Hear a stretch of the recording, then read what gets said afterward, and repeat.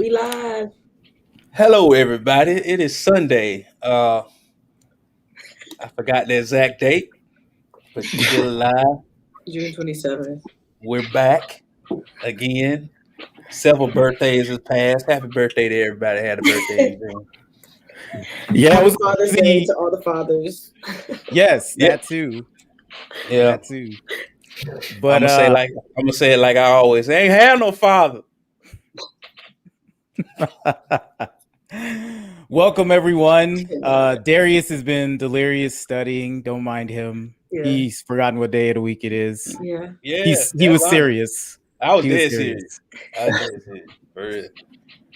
You know, yeah, we're coming off Father's Day weekend last weekend, and all kind of birthdays. Yeah, it was a busy birthday season, man. Like, you guys ever think about like, okay, like what is the most frequent birthday times, like where you just turn around, everybody just has a birthday? This is one. Yeah, this was one of them. It's one of the ones. Yeah, sure. Yeah, for me, yeah, because a lot of my siblings' birthday in June. Well, yeah. Okay. Well, you know what else happened? Juneteenth. Yeah. And people were pretty excited about it becoming a federal holiday. So, how did y'all celebrate Juneteenth, if at all? Went to work.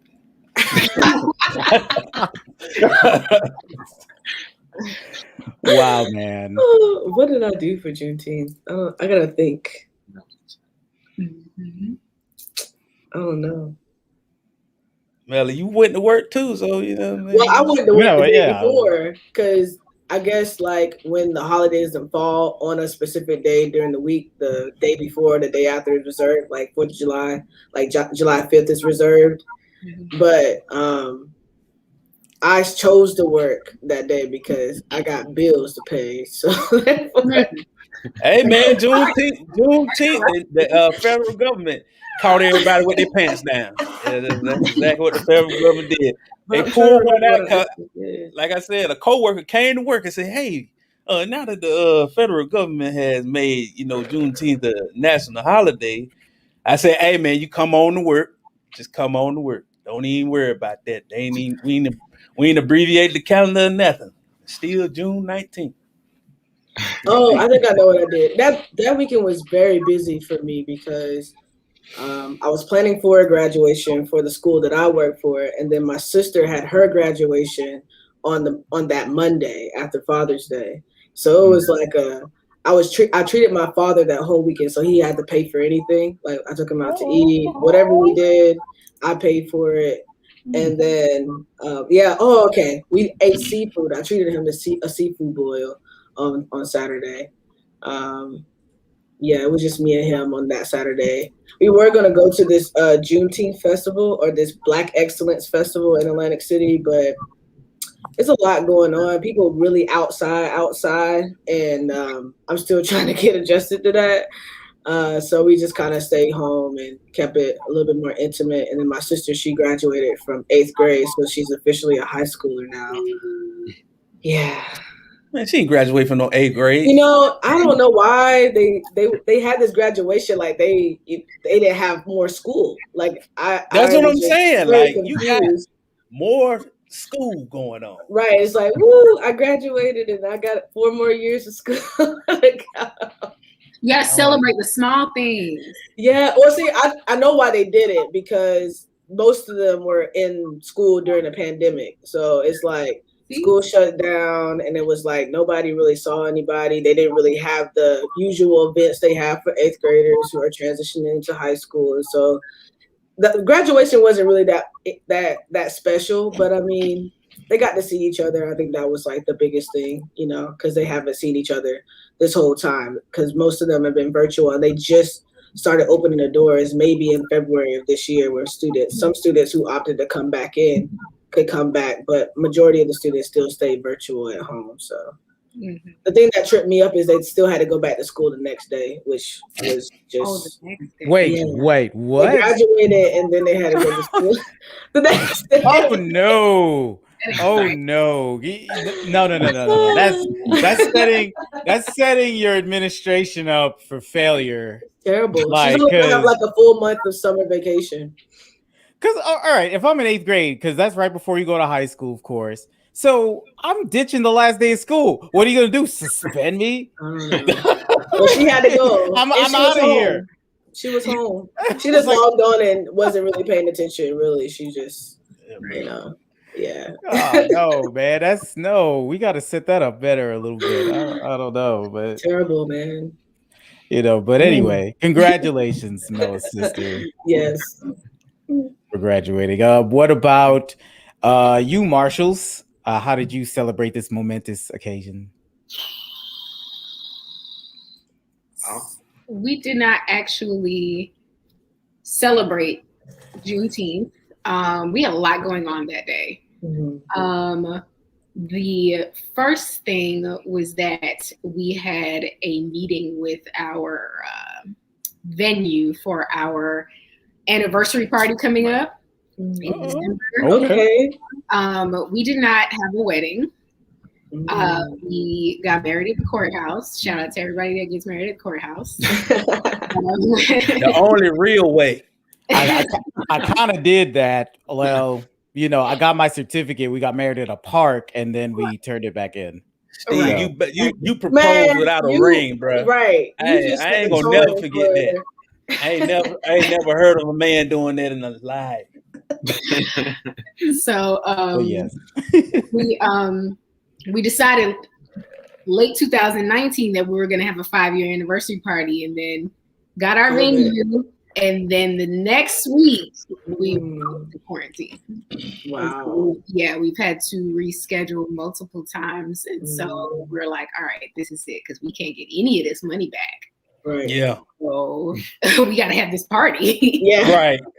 So we had a meeting with our venue that day, and we did something else. What did we do? I can't remember what else we did. We were busy the 19th though, and then I was conspiring with Jasmine Brown and Adrian King for Father's Day. Oh yeah. For like months. So I had all kind of other stuff in my mind for the next day, and it went well. It went down. So yeah, we were just running and gunning the whole day.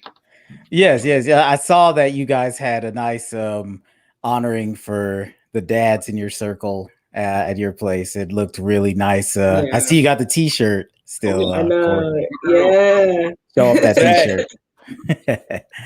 All right, that sounds good. Myself, I mean, like Darius said, it just seemed like a day the day or so before is when you really got the rumblings that this thing was going to be a federal holiday. So my job did not give me off or anything, and I mean, so I worked. I mean, I work from home, so it's not really a big deal. But I still think it's a momentous occasion, to be honest. Yeah. I mean, okay, is it everything? No, because that's out there in the ether. Okay, it's like, oh, they can take Aunt Jemima off a bottle of pancake syrup and make Juneteenth a national holiday, but they can't stop killing people in the streets. That guy. Tell him how you really feel, still. I mean, I feel like I mean, I feel like this is a victory. It starts with stuff like this, because whatever will officially tell the narrative of that dark chapter in this country's past, I'm all for it, and not to really just sweep it under the rug, or in the case of here in the South, glamorize it. So that's just my 2 cents on that. I mean, what do you guys think about that? Because there's certainly been a lot of dialogue about how significant an occasion this is. Yeah, and especially with there being such an effort to erase that part of history, we need to make sure we hold on to the opportunities to actually be educated about the truth of what happened, right? Yeah. It makes me uncomfortable, so I don't want to talk about it, right? Yeah. It's important for us to take the time and reflect so that we don't repeat these mistakes in the future, right? I mean, really thinking through, a lot of people celebrate Independence Day, but they don't really. A lot of people don't have a certain attachment to it. Whereas for us, as people of color, like it was a very specific thing that we are celebrating, or I won't say celebrating, so to speak, but like it's a moment. It's a moment of reverence, right? Yeah. Yeah. Yeah, I mean, I think like what Steve said, it's a good stepping stone. I think when Juneteenth became a federal holiday, there was, okay, well, what about this? And what about this law? And what about that? And what about this? And it's like, and I definitely do think those things needs to be addressed still, but I do feel like us having this holiday acknowledged as a federal holiday is like hopefully the first step to, towards those things being dealt with. I feel like we're still not free in a sense, there's things that we talk about and, and I'm glad it's being acknowledged and like, what Corey just said is just, I think it's inevitable that if it's not taught in school, that our kids need to know the truth, at all costs, in regards to, the things that are happening right now that we're living through as it pertains to us as Black people. So, yeah. Indeed. Yeah. I'm going to leave that alone because I ain't got nothing nice to say. Okay. Yeah, all right. Keep it PG. I mean, if as long as it's discourse, I mean, as long as you I don't know what analogies he's using today. You can tell the truth in love. Yeah. That's what I say. Let's talk about it. That's what we're here to do. For me, you know what I'm saying? Like, here we go. Juneteenth, you know what I'm saying? It represents a lot. It represents a struggle. It represents how slow the U.S. Postal Service operate too, and it's still to the day. I mean, you know what I'm saying? You're right. I still ain't got my package yet. You know what I'm saying? That's what I'm saying. So that's been a part of the USPS history for forever. You know what I'm saying? From Pony Express to modern day. You know what I'm saying? But for people, for us as a culture, as a history of the United States, part of history of the United States.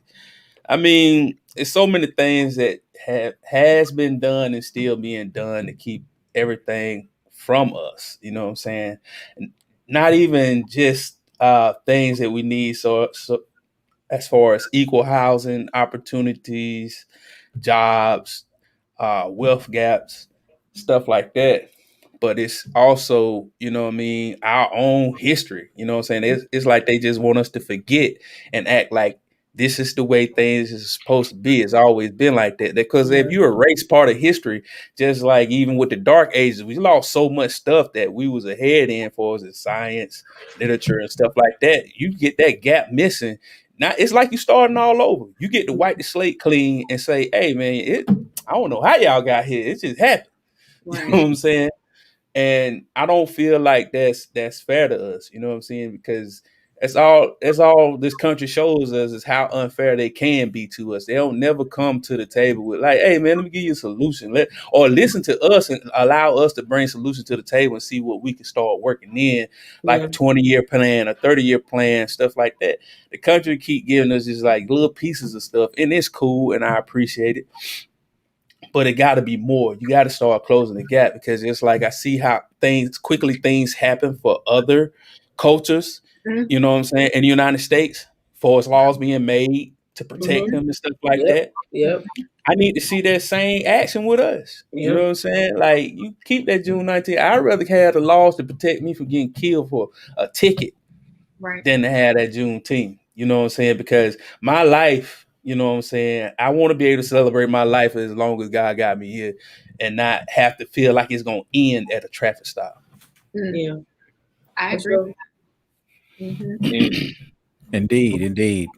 Yeah, definitely agree that we don't want to make this an exclusive thing where we get this instead of what we really need. You know what I mean? Like, fortunately, we can get Juneteenth as a federal holiday and progress. You know what I mean? And not make it so mutually exclusive in our minds because that's what we're used to, having happen, So we got people coming through. So we're nice and warmed up. We're ready to go. So we're going to see you guys at the other side of that intro bump. Wait, hold on, my computer. Is it a Mac? It's not, but I cannot. See you guys later.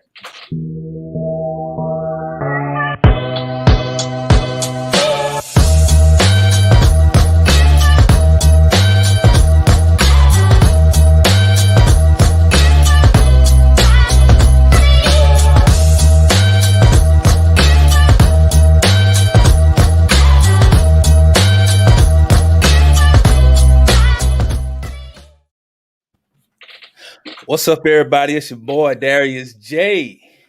And I'm Stevie Neal. And it's your girl Mela G. With special guests. The Marshalls. Corey and Alex. And this is Convrs8. Let's talk about it. Hello again, internet world. We circling back around. Y'all know how we do.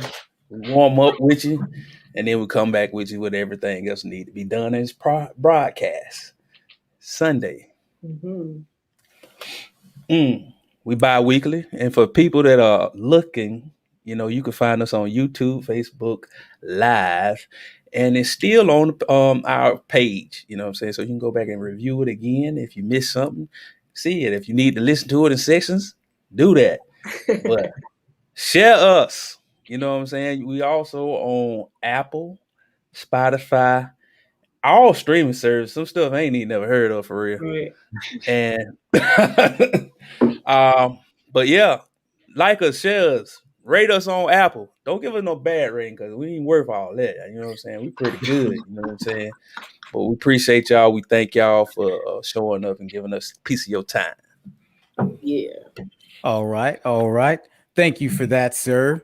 For that lovely cue up of our platform. So now we're going to get into our How You Livins, So How You Livin', special guests, the Marshalls.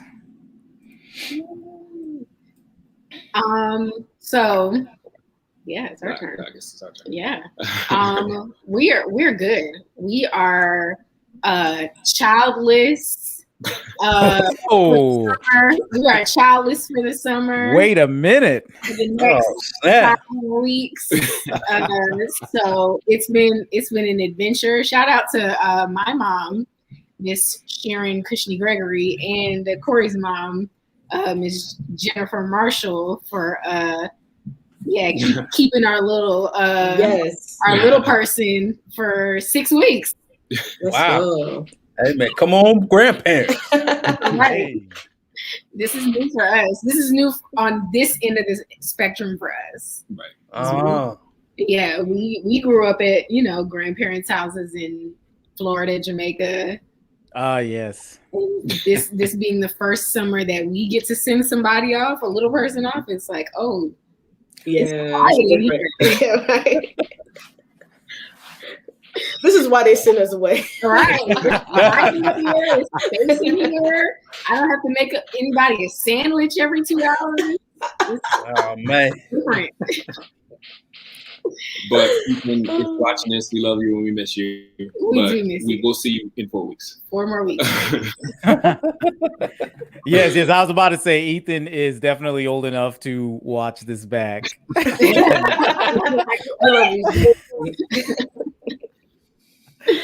But summers, yes. I had about 2 of those summers in Jamaica myself. It was interesting. It definitely taught me how different another country is to America. So I think I credit that is that I got that perspective of just where my parents come from, but also just being in another country, Right. And the added perspective of how much work our parents kind of put in to get us to where we are. Yeah. You know, it's a point of respect. I didn't like it back then. It sucked. Yeah. But as an adult, you look back and you're like, I needed that.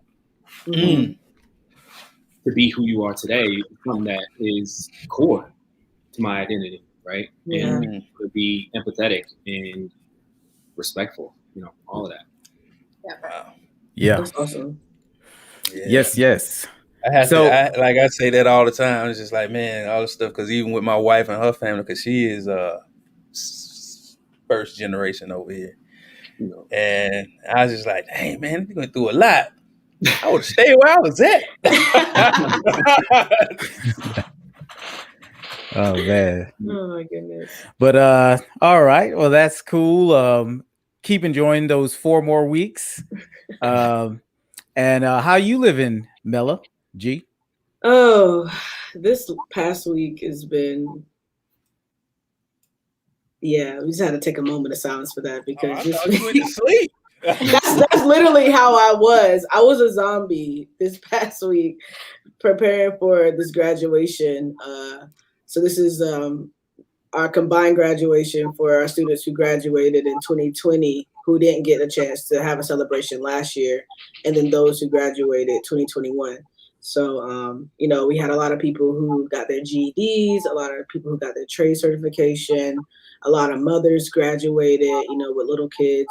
Most of the ages was like, the youngest 18, the oldest like maybe 55, all graduating with, different certifications. And it was beautiful. The process of getting there was a little, it was a lot. Like I stayed up until 1:00 in the morning trying to set up for the graduation the day before. And yeah. But other than that, now that I'm on the other side of the graduation, I've been planning for my 30th birthday, which is right around the corner. Oh, Lord. I know, right? I'm excited to turn up a little bit. Oh, no.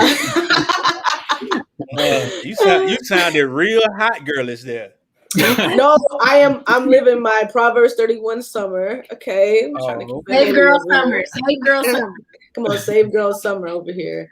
But no, I've decided to go spend some time with my mom and my sister. I haven't seen them since I left Atlanta.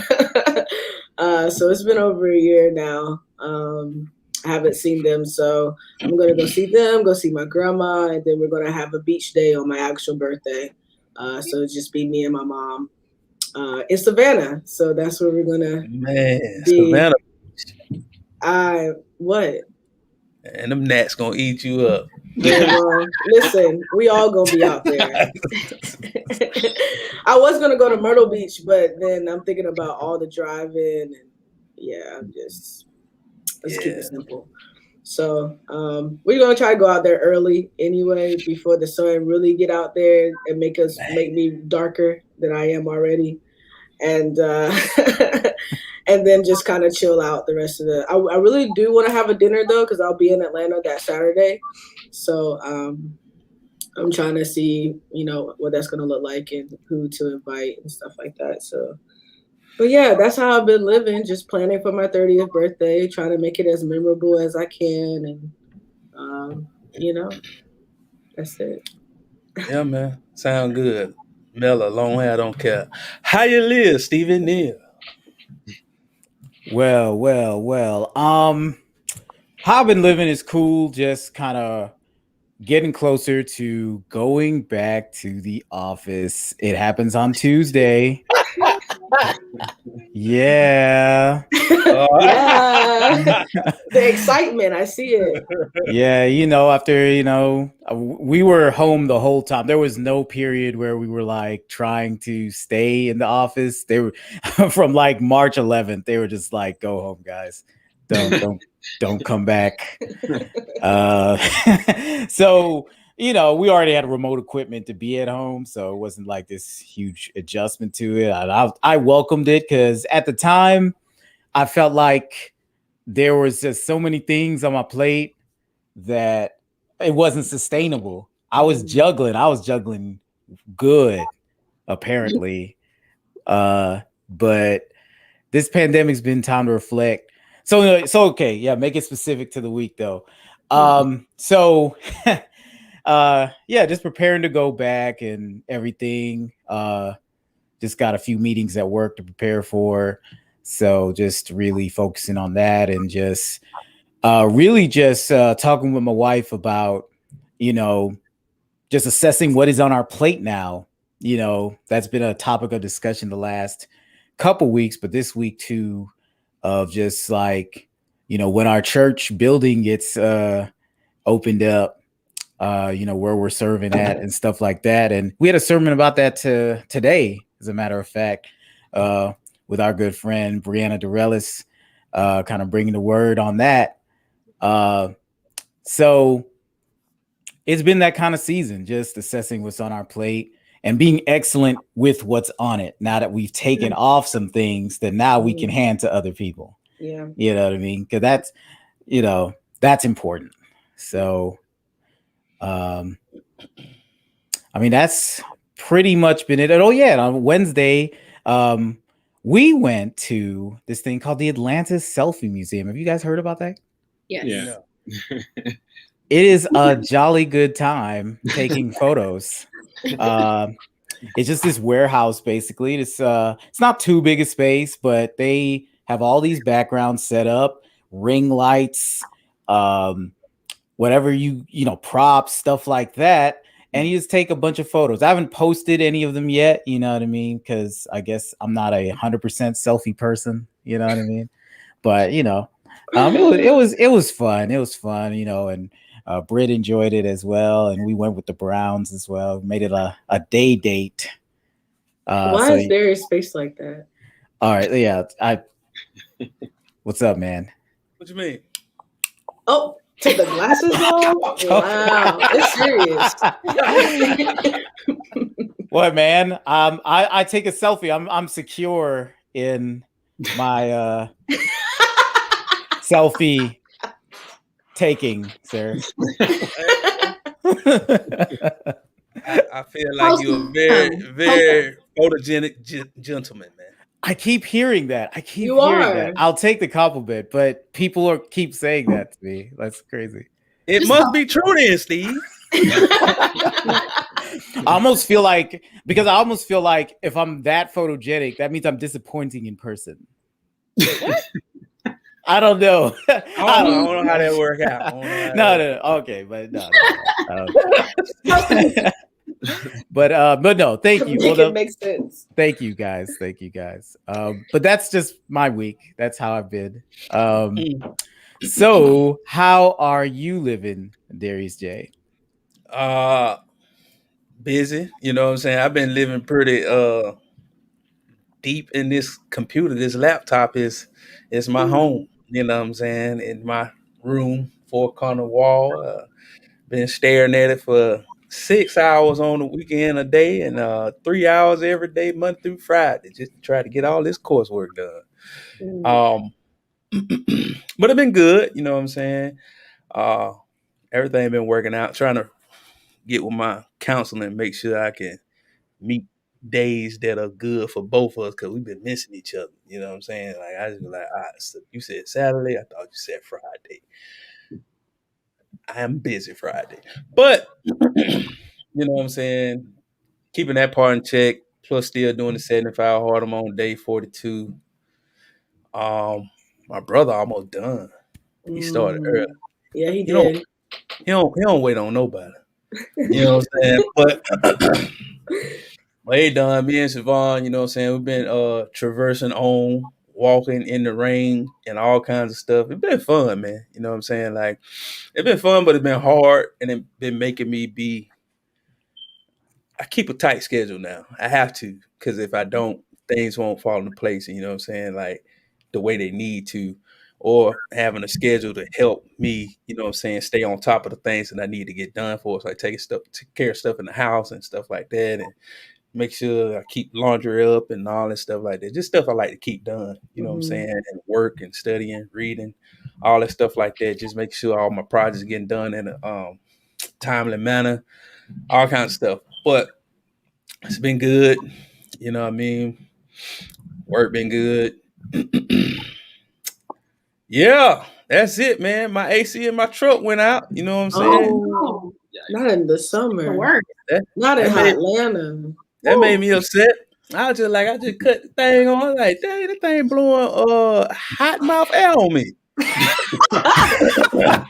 But Darius, you and I both know that you keep all your vehicles Cold. like a good humor truck. Okay. So you Yeah, probably man. overworked that guy. Yeah, And he now- probably man. did. Yeah, you know what I'm saying? It probably did. I didn't expect it to happen. You know what I'm saying? Like I was like, hey man, what's wrong with this truck? I never had a vehicle where the AZ went out on me in such a short period of time. It almost made me want to take the truck back. I was like, give it up. Like, hey, you can get this back. I never had this happen to me before. This let me know this truck ain't worth nothing. But got to get that fixed. You know what I'm saying? Yeah, so, that's a must. that got to be some money. But you know what? I won't pay for my vacation first because I'm going to the Dominican Republic. I don't care what nobody say. Listen. Oh, hey. You know what I'm saying? That's gonna be our little anniversary trip. You know what I'm saying, down Labor Day week. But yeah, but after that, I need to get that fixed because I can't stand the heat outside, man. Like obviously you can't stand the cold outside either, man. Because he has the AC. You have the AC on when it's cold. Hey man, I had to keep balance. That's how I keep from getting sick. You know what I'm saying? It's cold outside, and I get in your car. It's cold. Yeah, you just keep everybody else sick who rides with you because my wife is alive. You know what I'm saying? I haven't. She's adapted. She's adapted. Exactly. You know what I'm saying? She came in and she champ. It's cold in the house right now. She probably shaking. Hey, Mello, imagine riding all the way to Destin, Florida. Hey, Steve. See, line's coming out. Never forget. Never forget. Never forget. Oh my gosh, yo. Ooh, we were down bad when we came back. Listen, y'all didn't bring no blankets, nothing. We didn't expect it. Like, we're going to Florida. Y'all should have talked to me. I would have got y'all right. You seen Siobhan. Siobhan was just like, hey man, y'all take it easy, man. Right.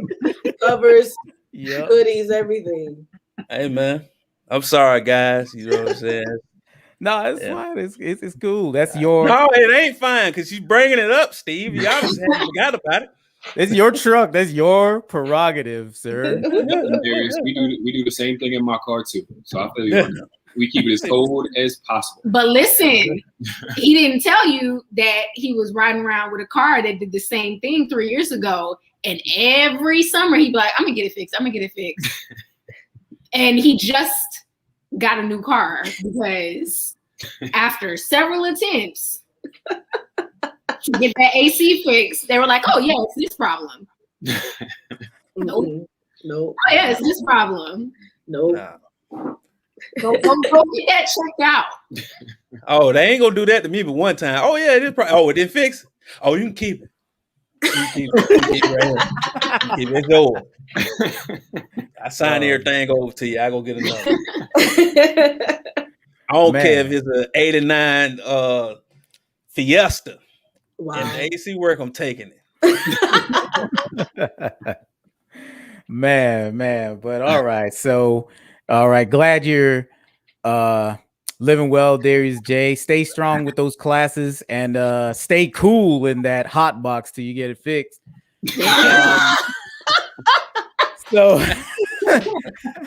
So we're going to get into topic number 1, which is, have y'all noticed on social media, we're talking a lot about the Olympics lately, and I think this is NBC starting to like kind of prepare people for what they're showing people, you know, because the Olympics needs some eyeballs on it, right? Yeah. Because it has not been what it has been as far as a spectacle, like, you know, like in the 80s and 90s. And, you know, the Marshalls both have Caribbean heritage, Jamaican heritage. So you know how big a deal track and field is and has been for all of our lives. Okay. So Sha'Carri Richardson seems to be the next big star for this stage. This is what the Olympics does. It elevates the next generation of athletes to a world stage. So Sha'Carri is making her mark. She's been making her mark on social media ever since she came out of high school, just with her flair, with her style. And people have a lot to say about that now, ramping up into the Olympics. So what do y'all think about Sha'Carri Richardson kind of representing this next generation of athlete? I think that she is a wonderful addition to a legacy of Black American women that have done the same before, generation again. I don't think there's much else to say about it. I think what we have seen of her, and granted, I'm not super versed in her specific history, but from what I am seeing of her, I mean, I don't really know what else people want. But if you're talking about what an American athlete is or what you want in that person, she's already set. Yeah, she said you're setting records. You're doing exactly what you're supposed to do. So I think there's been a lot of criticism surrounding her appearance, her behavior, her mannerisms, her body. That is not new for Black women. It's not. No. So I don't think that she needs to change. I don't know what how else a sprinter is supposed to be shaped. People there's a lot of commentary about how muscular her frame is. She's a sprinter. She's a sprinter. She's an athlete. Like, what are we doing? Exactly. Like, what do you want her to look like? She has nails. She has nails. We've seen that before. She wears a weave. We've seen that before. Yeah. Dolly Parton wear weave. So in her, what is with a Dolly Parton now? 80? She old. Yeah, she old. She's like 150. Hey, but she's rich every time somebody sing that Whitney Houston song. Right. That's true. But I feel like a lot of other people, we want to see people excel, right? And for me, especially when it's people of color or Black people or whatever you want to call them, I'm always excited to see it happen, right? I see her, she's winning, she's happy about it, she's expressing herself as an individual. And I tend to have an issue when people are policing her individuality, right? So this sense of you can be great, but you have to be great this way. Or you got to be great in a way that makes me comfortable, right? And it's like, if it's ridiculous that her biggest controversy is, her hair is blonde, or her nails are long, or whatever the case may be. Like, there's so many other things we could be talking about. So many other things. I just think that happens to Black women most of the time anyway. It's just that we have to look a certain way, like Corey just said, to make other people feel comfortable. And it's like, well, listen, she did her thing. I think there was somebody else too, like in history, that had the same thing, long nails. I can't remember her name right now. Flojo. Yeah. Flojo. And Gail Devers. Don't forget Gail. Gail Devers was the same, and they were actually related through marriage. Wow, I didn't even know that. Yep. And Gail Devers had a shoe come out a few years ago. Nobody knew about that. Dang. No, I didn't know about it either. Yeah. I didn't know about that either. But go ahead. No, I was just gonna say, I was reading different articles because I think the first video that I saw was when she ran up the stands and was hugging her grandma, and I was like, that was a moment for me. But when I was looking in one of the articles, she was actually telling one of the people who was interviewing her that she lost her mom like the week prior to her actually doing this meet, and it's just I don't know her full story. But like just those pieces, it just kind of really signifies what she had to push through to even get to this moment. Like, it's so much bigger than herself, and then that hug that she gave her grandma was just like, it just sealed the deal for me. I just like, I mean, there's nothing else to say, she went out there, she did her thing. She's been doing this for a while. And then for her to be criticized for her appearance, it, just like every Black athlete I feel is criticized for their appearance. It's beyond me at this point. It's like even the headlines that media put together, like that just is just unnecessary, and how they explain certain things. You know, this Black woman with blonde hair is like, no, Sha'Carri Richardson, that's her name. Her identity is not her hair, her nails, whatever the case may be. She's Sha'Carri Richardson, and she has a life and experience just like anybody else. So, you guys, the Marshalls brought up a pretty good point. Of we always kind of demand of certain athletes that they be trailblazers, but trailblazers in a way that makes us comfortable. Mm-hmm. And to me, that concept is just patently ridiculous, because I feel like any athlete we've seen in history that's comfortable just exactly the way we want, we either forget about them, really, because then they're ordinary, or we find out they're imposters. You know what I mean? Think about that. That's like real. If, you know, we find out that they were never what we were comfortable with all along. You know what I mean? So it's just crazy how that keeps cycling itself to when like somebody new comes along that kind of does it in a different flair, different style, you know, like a FloJo, like a Gail Devers, that comes along. And just the criticism they're subject to, and then we just end up honoring them in history because it was like nothing we had seen before. I guess we just need time to process it. But then why can't we throw them the flowers now, right? As the kids say, you know what I mean? And Stevie, you make a good point, because sorry, Russ, I'm about to bring in Michael Jordan into this. Yeah. But yes. Think about Michael Jordan, right? He's the epitome of what we, quote unquote, have wanted an athlete to be. But we know about the gambling problem. We know about the infidelity. Yeah. We know about all these other things that are happening in the background. Mm-hmm. And at times, it almost feels like there's a hope that these athletes are doing something wrong, or there's a reaching to try to find some flaw in the situation. When in reality, I mean, think about all of the people who are great now. You know, Sha'Carri, we got Simone Biles, we got Naomi Osaka. We got all these people doing great things. They're doing activism. They're caring about family. They're doing all these great things, but people are coming at them like, we got to find something. Yeah.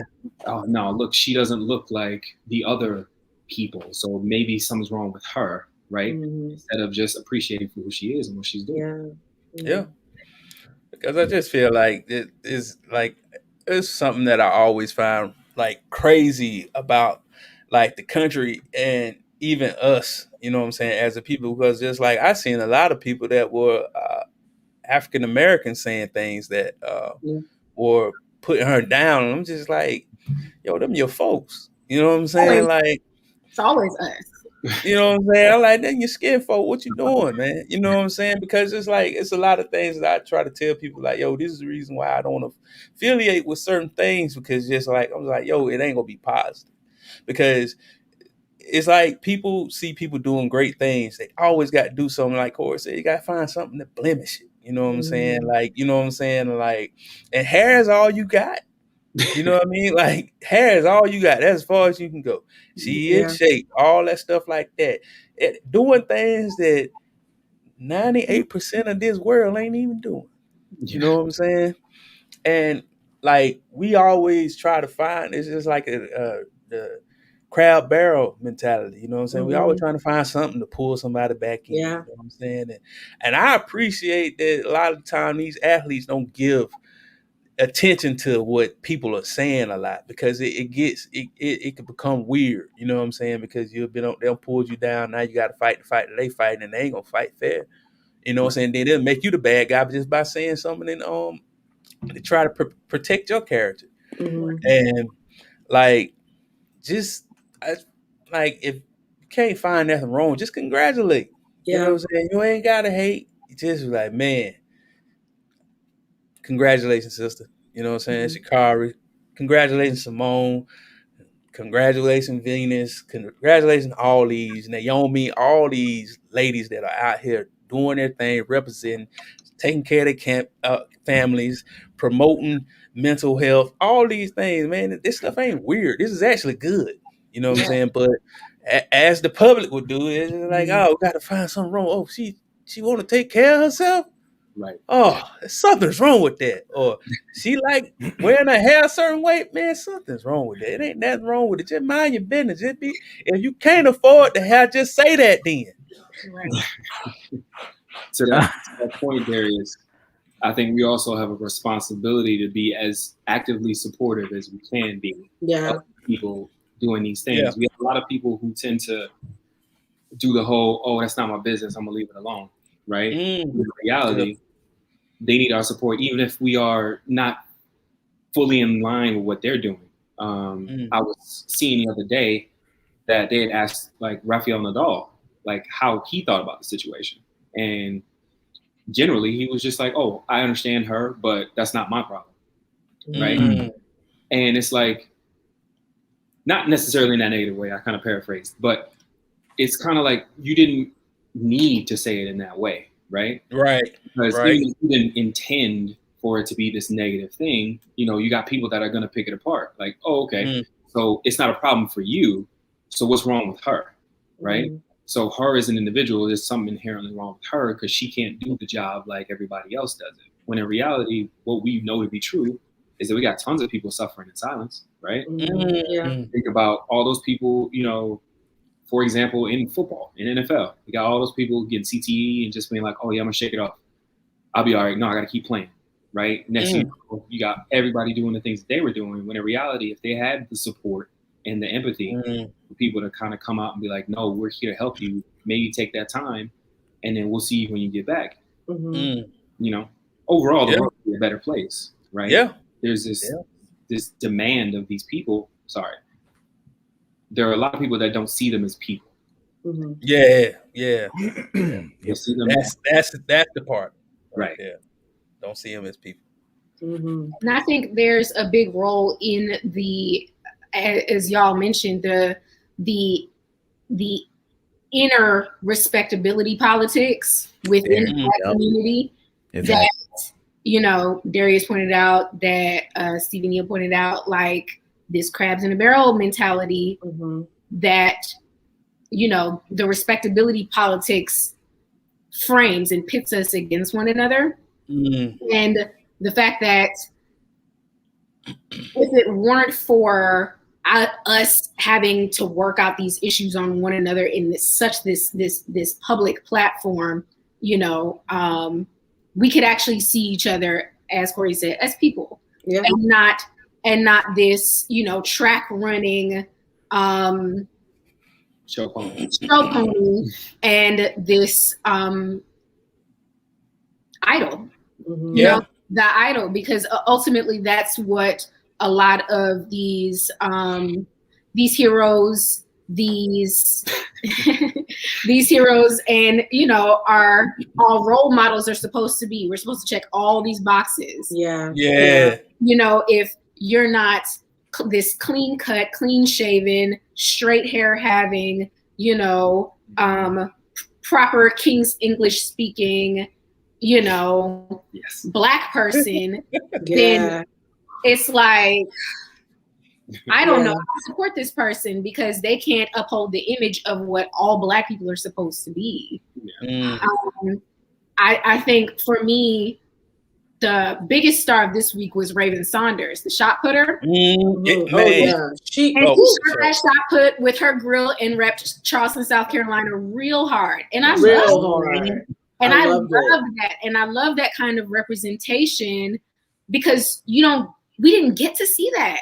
We thought that Black role models were only supposed to fit in one specific type of box. And I think that a lot of kids need that representation. And maybe you don't want to wear a grill, or maybe that is what you want to do. But the fact that, you know, some people are raised in a very specific environment, or this is what they've seen, but they don't see their role models or potential role models that accurately reflect where they're from or what they look like or what they've seen in general. They're like, accessible to me. is this accessible to, you know, who I am? It is. Yeah. Yeah. It is. And now we're seeing it on a grander scale. And I love it. I don't see a problem. Yeah. Right. I agree. I mean, when you were saying that, it makes me think about just the images that we see in movies in regards to Black people and like the roles that typically they play. And you think about, you know, Sha'Carri Richardson with the hair and the nails. I immediately think about Babs. You know, like they have the hair, they have the nails, and they go work for this white man, and or you know, well, they get like, you know, I don't know if you've seen the movie or not, but it's like it's very ghetto, ratchet. But what? Come on, man. You come on. Asking us, have we seen that movie? You know, some people have it. Some people have it. Anyways, you know, it's good to kind of see an image of that same kind of person, but like in the Olympics, you know. And so, like when you were saying that, I'm like, you know, how many people, you know, are, you know, young women, you know, young Black women or young African American youth who can now are surrounded by these images growing up in their environment and seeing them excel, because I feel like a lot of the times, you know, I work with a lot of Indians. And so I was talking to my boss who is Indian, and he was saying that in India, they don't like Black people. So they basically warn people like, you can like the Black people in Africa, but the Black people from America, don't trust them, because all they have is images of Black people as thugs, as, you know, just ratchet, uncaring, you know, just all these different things. And so like, even when my dad went over there, you know, he experienced a lot of just, you know, racism, a lot of, you know, things that he wasn't intending, because it's like over here, Indians are a minority as well, or considered a minority as well.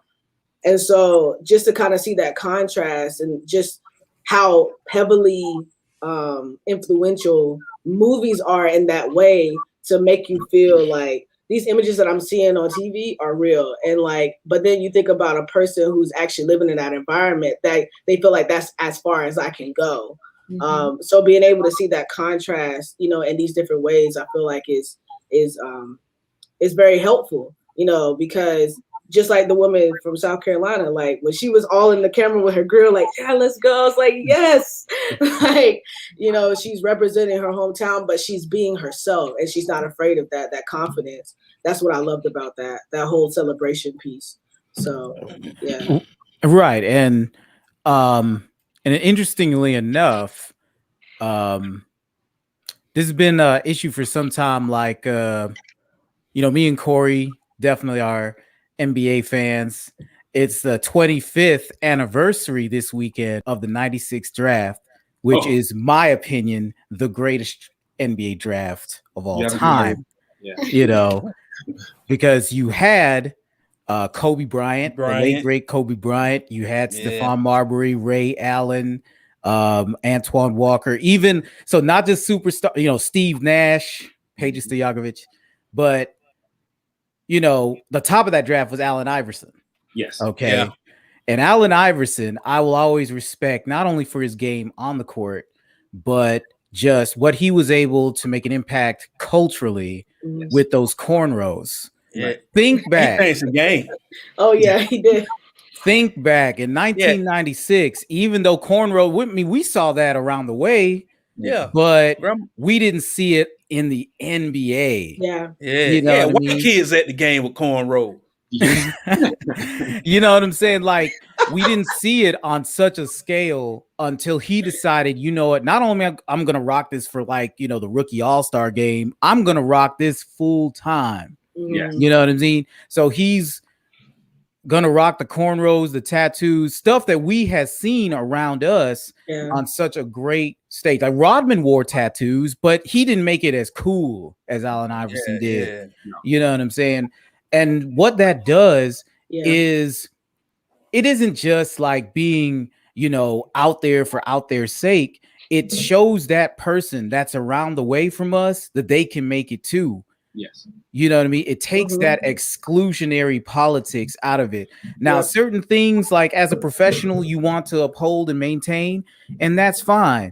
But if it doesn't matter in the grand schemes of your skill, ability, faith, or anything like that, then we do need to just, let people express themselves. Yeah, man. Individuality. Yeah, we all going to be part of groups, but individuality is what help groups become better. You know what I'm saying?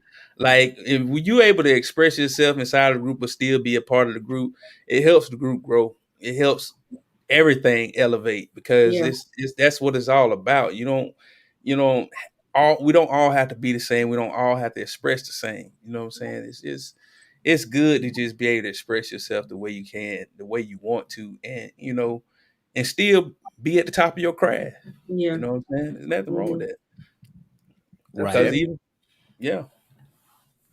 Right. And we need to evaluate that too, because I think we need to admit to ourselves that sometimes we are kind of subject to bias, and maybe we feel like it's a little strange at first because maybe we were kind of raised or we formed the opinion of our own that these things are strange.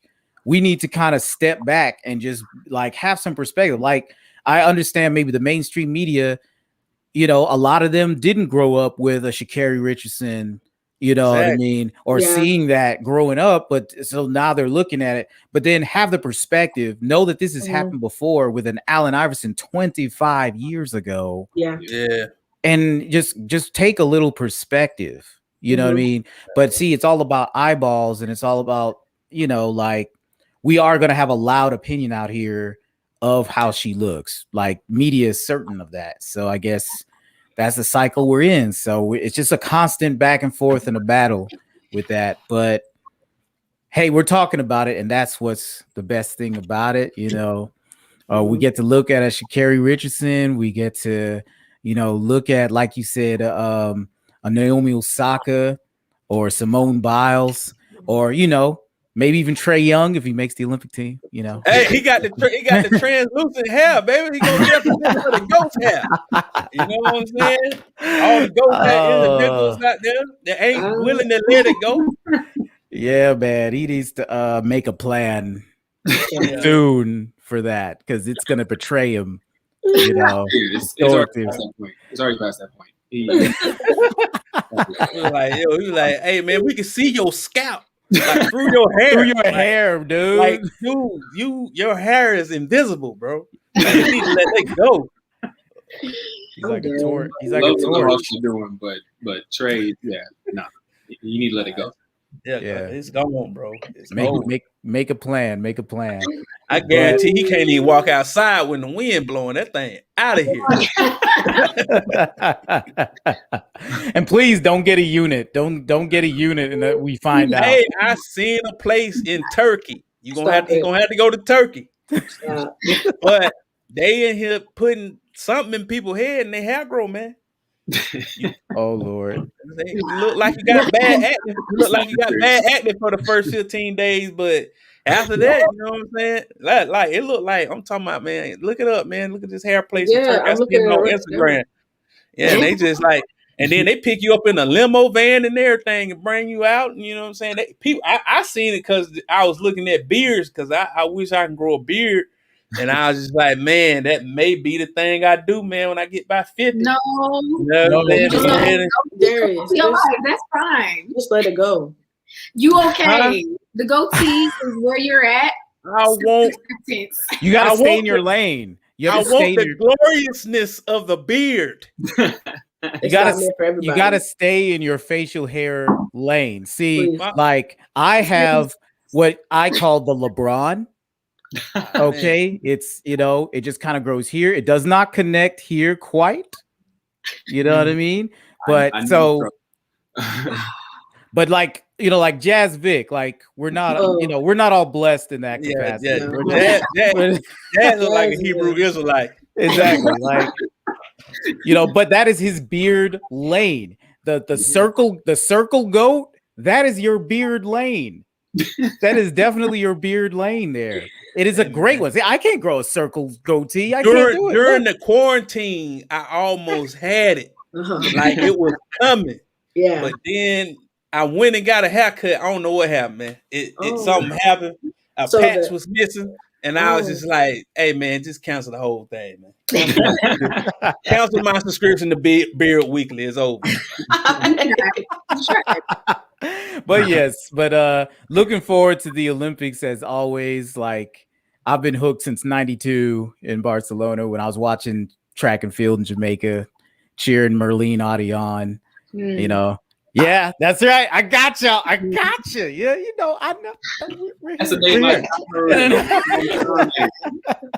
you know, and all the festivities. So, you know, looking forward to that.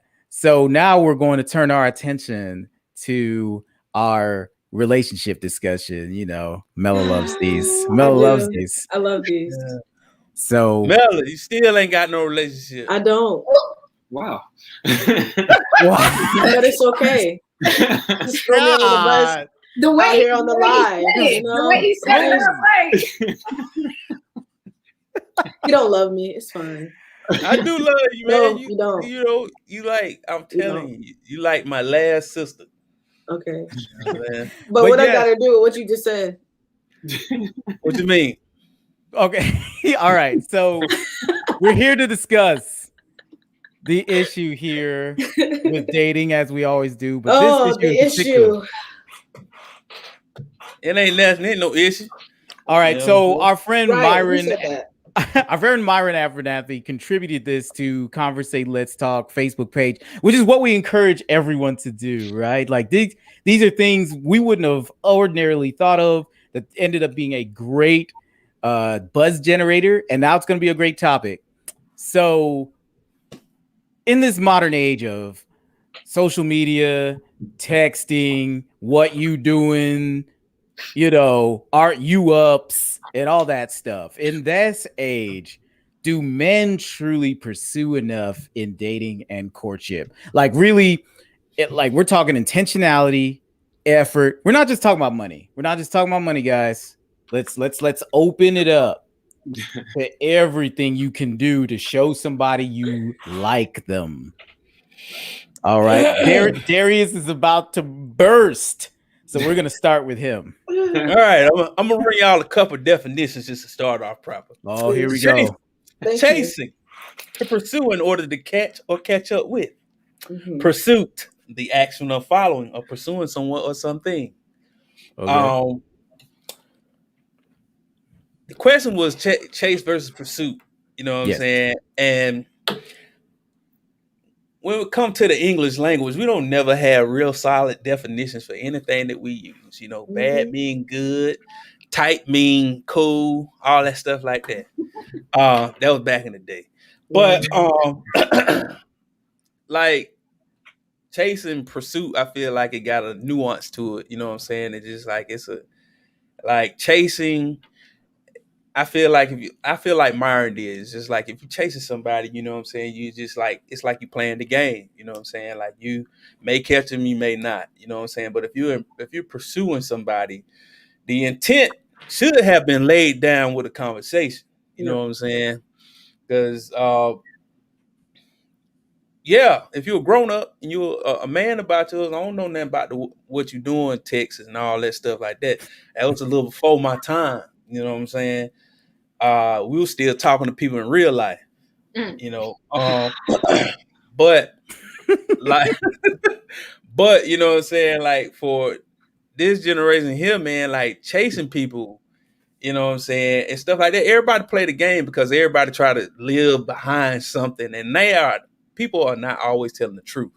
You know what I'm saying? Because some people, because I've been hearing stuff about people that have been renting cars in Atlanta. They acting like these G-Wagons there, and then they show up on the first date in a Honda Elantra. Oh my God! I'm sorry. That struck what? Bro, for real. Like it's out here for real, man. Just listening to like the people around my people circle. You know what I'm saying? 'Cause I ain't got nothing to do with that. I'm married. I live here, 3418, wherever I live at. But right, about to put your address out there. Nah, I wasn't gonna do that. But just like we have to, it's too much stuff for people to go through these days, man. Back in the day, I just, you walk up to a girl like, hey, pretty lady, I like what I see, but now I want to talk to you. So can I see does your personality match with what I see? If it don't, I'm gonna go on about my business, and you gonna go on. You can have that drink. That's on the house. But you know what I'm saying? Now it's just so many buffers in between that. How can you really tell if a person chasing you, or can you tell if a person really want to be with you without talking? Because a lot of this media stuff and the DMs and all that stuff like that, you kind of lose stuff in translation. That's why I don't really like texting, because I don't know what you saying or how you said it in that text. You may be like, I ain't doing nothing, and I'll be like, man, why you yelling at me? You know what I'm saying? So I had to hear the conversation. Oh man, you gotta love those people who text in all caps. Like I just don't understand. Is your button stuck? Is your little I don't know. I don't know what that does. But Mela, I want to get the singular perspective before we drone on like a bunch of entitled married people. Don't do that.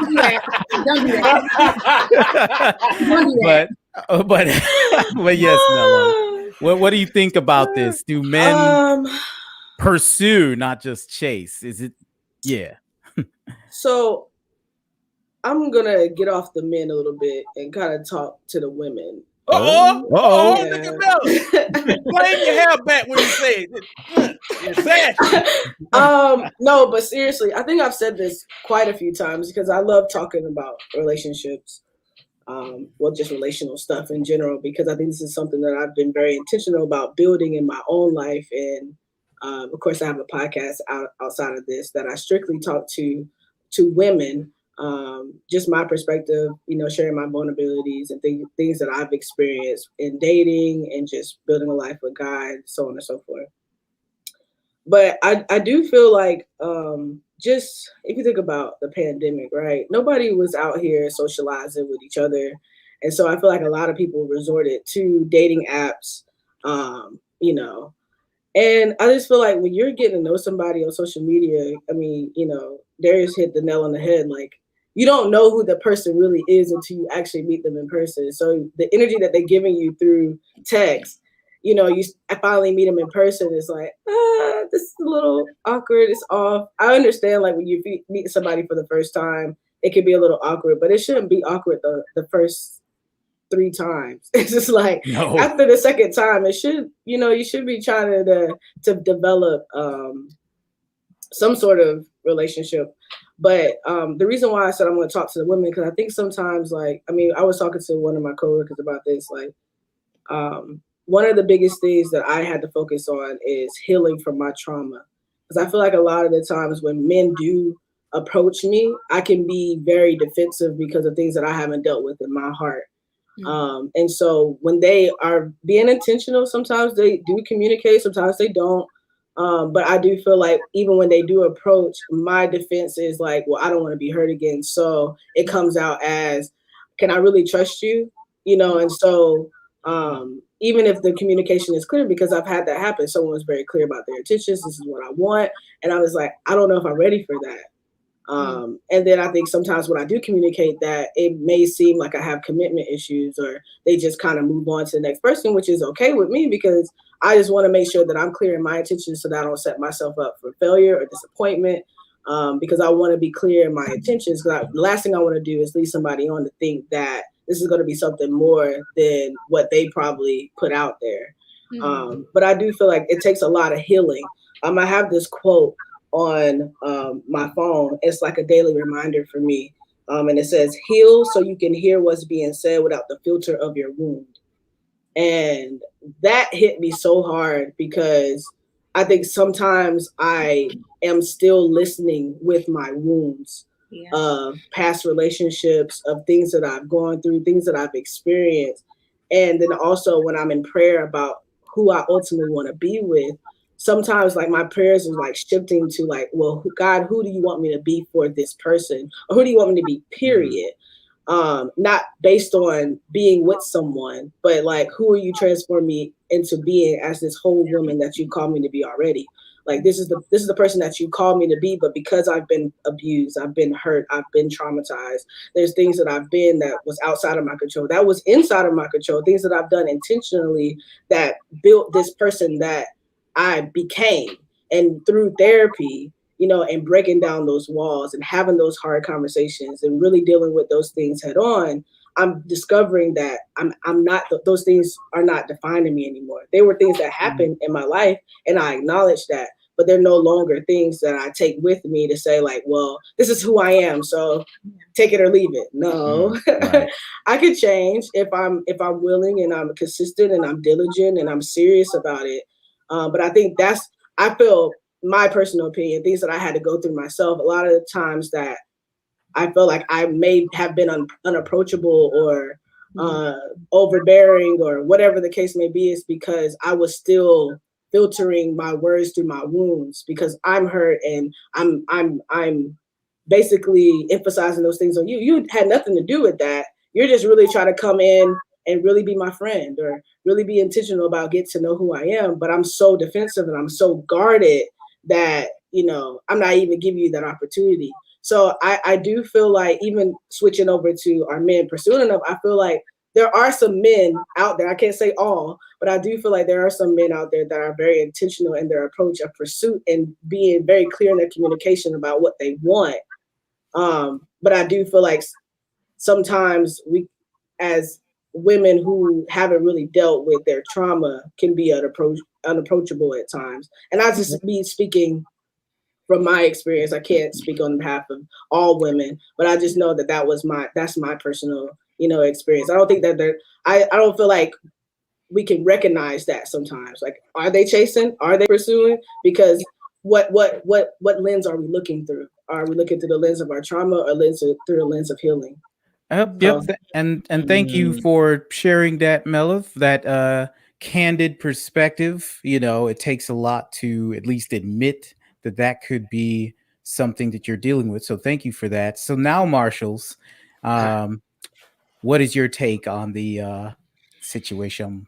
Can I go first? Of course. I wanted to get in right after Mella because everything Mella was saying was so true. It's so true in terms of women, and I think how so many of us move through the world.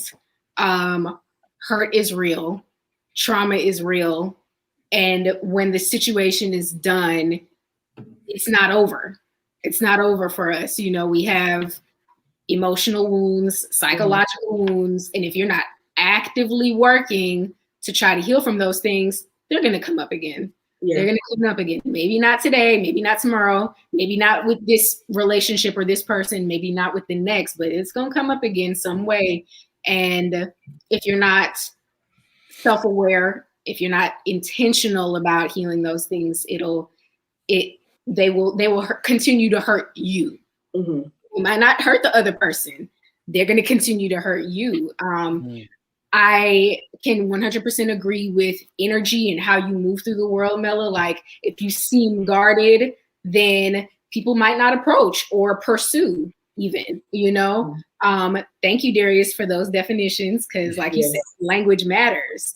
But I know my energy when I am, even in my marriage, I know that if I'm in a certain headspace, I seem even approachable with my husband or not. And that'll be the space in which he's like, you know, are you okay? You know, is everything good? But as women, I think the things that we're dealing with internally, they definitely show externally. Mm-hmm. Whether it's, like you said, your facial expressions or, you know, your body language, things of that nature. And if you're in a social situation, particularly, and this all depends on, you know, your personality type, your attachment style, all of those things, you know, it matters. And it's very evident to certain people. For instance, when I go out with any of my girlfriends, particularly anybody that's single these days, I make sure that I have a certain energy about me. And for me, that's married energy. Like, don't even bother. It's fine. Like, yeah. You know, it's fine. Just, it's fine. And I think there is a great difference between confidence, cockiness, and being guarded. I think there are certain energies for certain people, it works for them. But if you're looking, like if you're a woman and you're trying to be open, like you said, Mela, there's value in recognizing if you're being guarded or not. Yeah. Because then somebody who is intentional about pursuing or getting to know you might be like, well, that's not what you seem like. Or, just like in my marriage, like, are you okay? It doesn't seem like you might be giving, that energy. On the other hand, with young single men, maybe not even young, maybe just single men. Some old fools out there. I think that being able to be self-aware, because a lot of men aren't very self-aware in approaching women. They're not self-aware in approaching women. They don't know how to read the room. They don't know how to take a hint sometimes. Or they don't want to. Or they don't, and that's a whole other conversation because there's a word for that. Sexual harassment. I receive it right now. Like, I mean, there's a difference between somebody giving you their number and you wanting to do something else. Yeah. Anyway, whole other conversation. Yeah, yes. Yes, being self-aware, being aware that the type of energy that you give somebody, screaming across the street or across the room, is not an acceptable approach. Like, maybe for some women it is, but therein you have to learn how to read the room. If you're not gonna, read the response of other people, if you're not getting,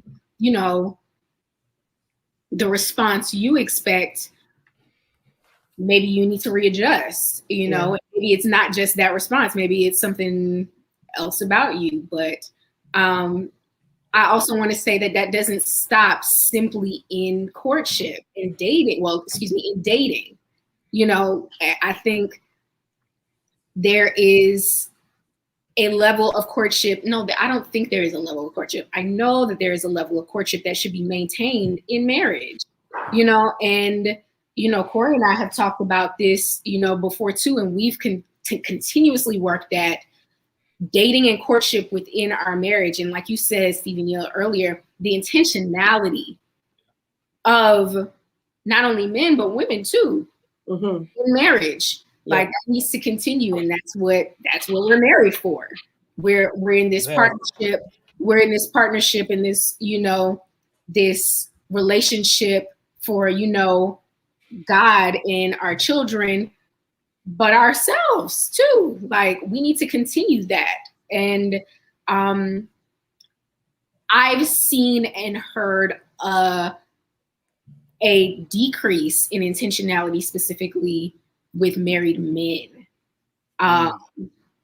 And I think that just needs to be acknowledged and, addressed. And for some women, they communicate that differently. But regardless of if you, keep stuff fresh. Regardless of how you communicate with your spouse, that needs to happen. We actually made an agreement while Ethan is living his best Florida life that we're going to have 2 dates a week. And that's a lot for us. Yeah. We're going to have an inside date where we don't necessarily have to go anywhere or, spend even a lot of money or anything. And then we'll have an outside date. Maybe we'll go somewhere. Maybe we'll get something to eat. But we seek the opportunity.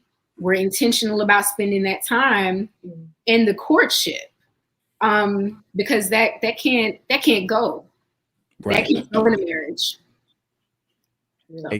Exactly. And I think you can frame this a lot of ways. But those are all good points. Like certain things that are old can't just go away. We see it as old fashioned. It's like, okay, be wholly intentional to do certain things for women as men. I have single friends who are either in that dialogue or they observe that dialogue and to be like, well, wait a minute,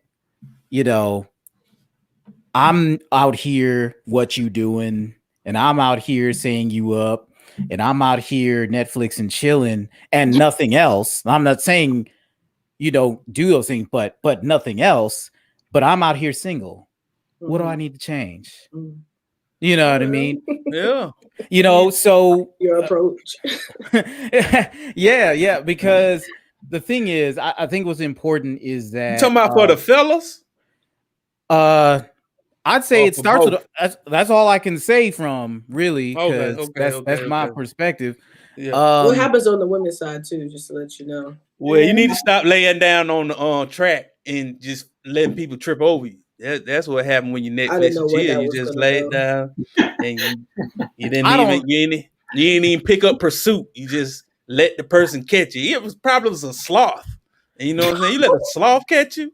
I don't know what any of that means, but what I will say is Mela brought up a point of, okay, when you're meeting someone, you could be going through a past hurt or just a life thing or just a life evolution thing. Like, I feel like what's important is that, first of all, you do take your time to heal, but also as a pursuer, I would say just acknowledge that people are going through things, but then that doesn't mean you're just like, oh, well, I can't get to know you. Right. Just kind of acknowledge where you are, like where she is, where you are as a pursuer, and just keep that in perspective and be honest in dialogue and talk about that and grow together. Because I think any great relationship, you're growing together. Yeah. You know what I'm saying? You're not a finished product and she's not a finished product. See, that's the thing people fall into is that, that's why we're renting G-Wagons and G-Trucks, in other cities and stuff. Like, that's ridiculous. You know how little respect I have for that? I'm sorry. Like, I'm telling you, it been out here, man. I'm telling these folks be out here showing up. I tell people, man, most of the thing I had is like, outlook is just like, man, most of the time I just show people, like when I was dating before I met my wife and when I met my wife, I just showed her that I was Clark Kent. You know what I'm saying? Like, I can do some Superman type stuff every once in a while, but most of the time this is who I am on the day to day. You know what I'm saying? I'm the dude with the glasses on, show with my tie, my pocket protector. I ain't, I'm just being this. But like so many people now, they try to be so flashy because of Instagram and all the things that drive people to date in order to try to be bigger than they are. You know what I'm saying? They get to the point where, you know what I'm saying, you don't even introduce yourself. You just show people a facade of you. You know what I'm saying? Like, and to me, that's just weirdo stuff. You know what I'm saying? It's just like, dude, like, you weird, man. Like, why you went through all that and you had to go back home to a Honda lunch? You had to turn that thing in Sunday itself. And the thing is like, okay, it's grand gestures. There's nothing wrong with that in and of itself. It's nothing wrong with, okay, Instagram, somebody's doing it big. I mean, that's their life, and you don't know how hard they had to sweat, but with the work, the sweat of their brow to get that.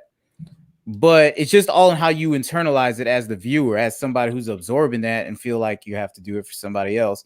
Like, just think about that. Like, are you going to be able to keep that up? Like, I remember, like, I was young, this is back in 2006. So I'm going to frame this, right? I'm going to frame this in this discussion, but I remember Tea days. Exactly. So, just frame what's big in the culture and everything at the time. But I was working at a department store. I was working at Lowe's Home Improvement. Okay. Just to be transparent.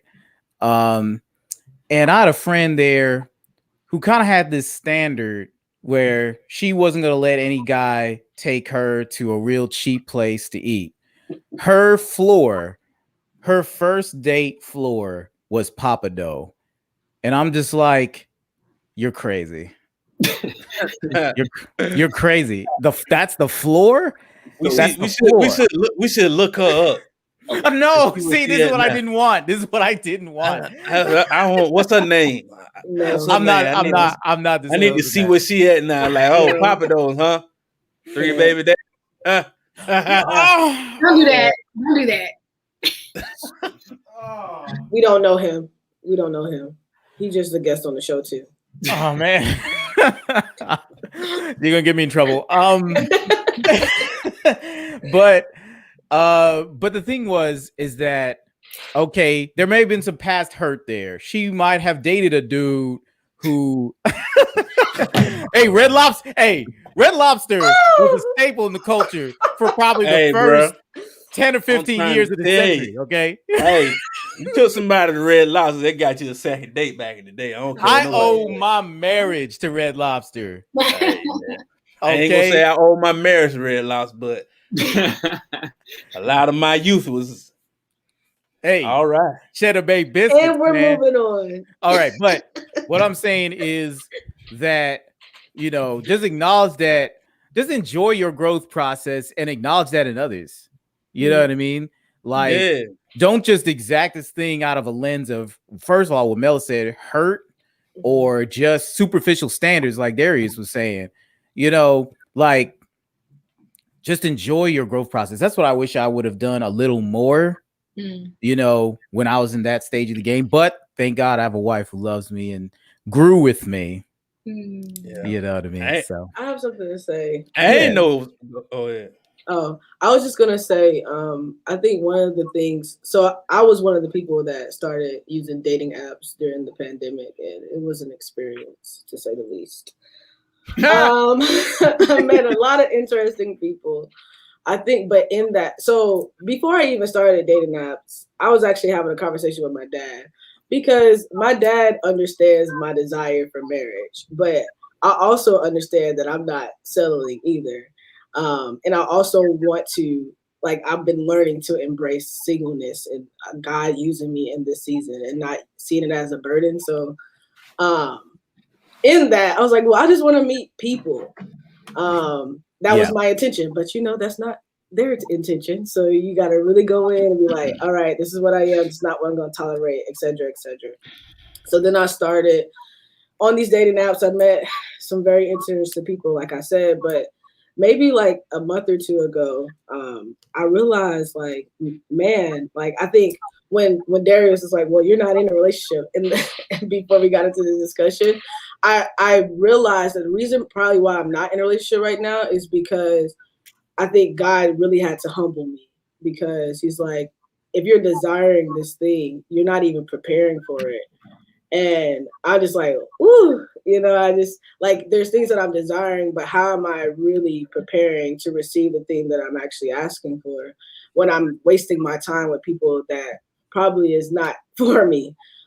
Because for me, I think like I'm either all in, or I'm all out. That's my personality, and I'm trying to find that balance of like, when I get invested in something, like I'm giving my 100%.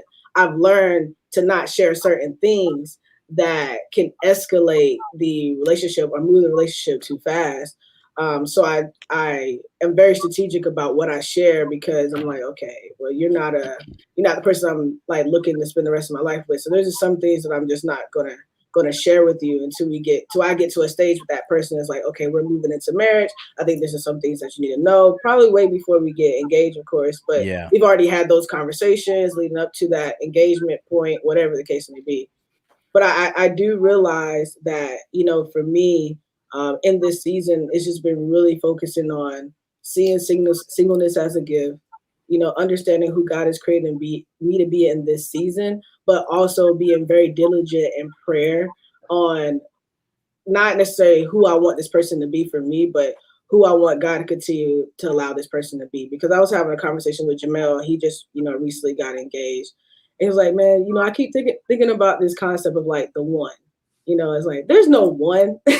Like there's a person that you meet and you make it work.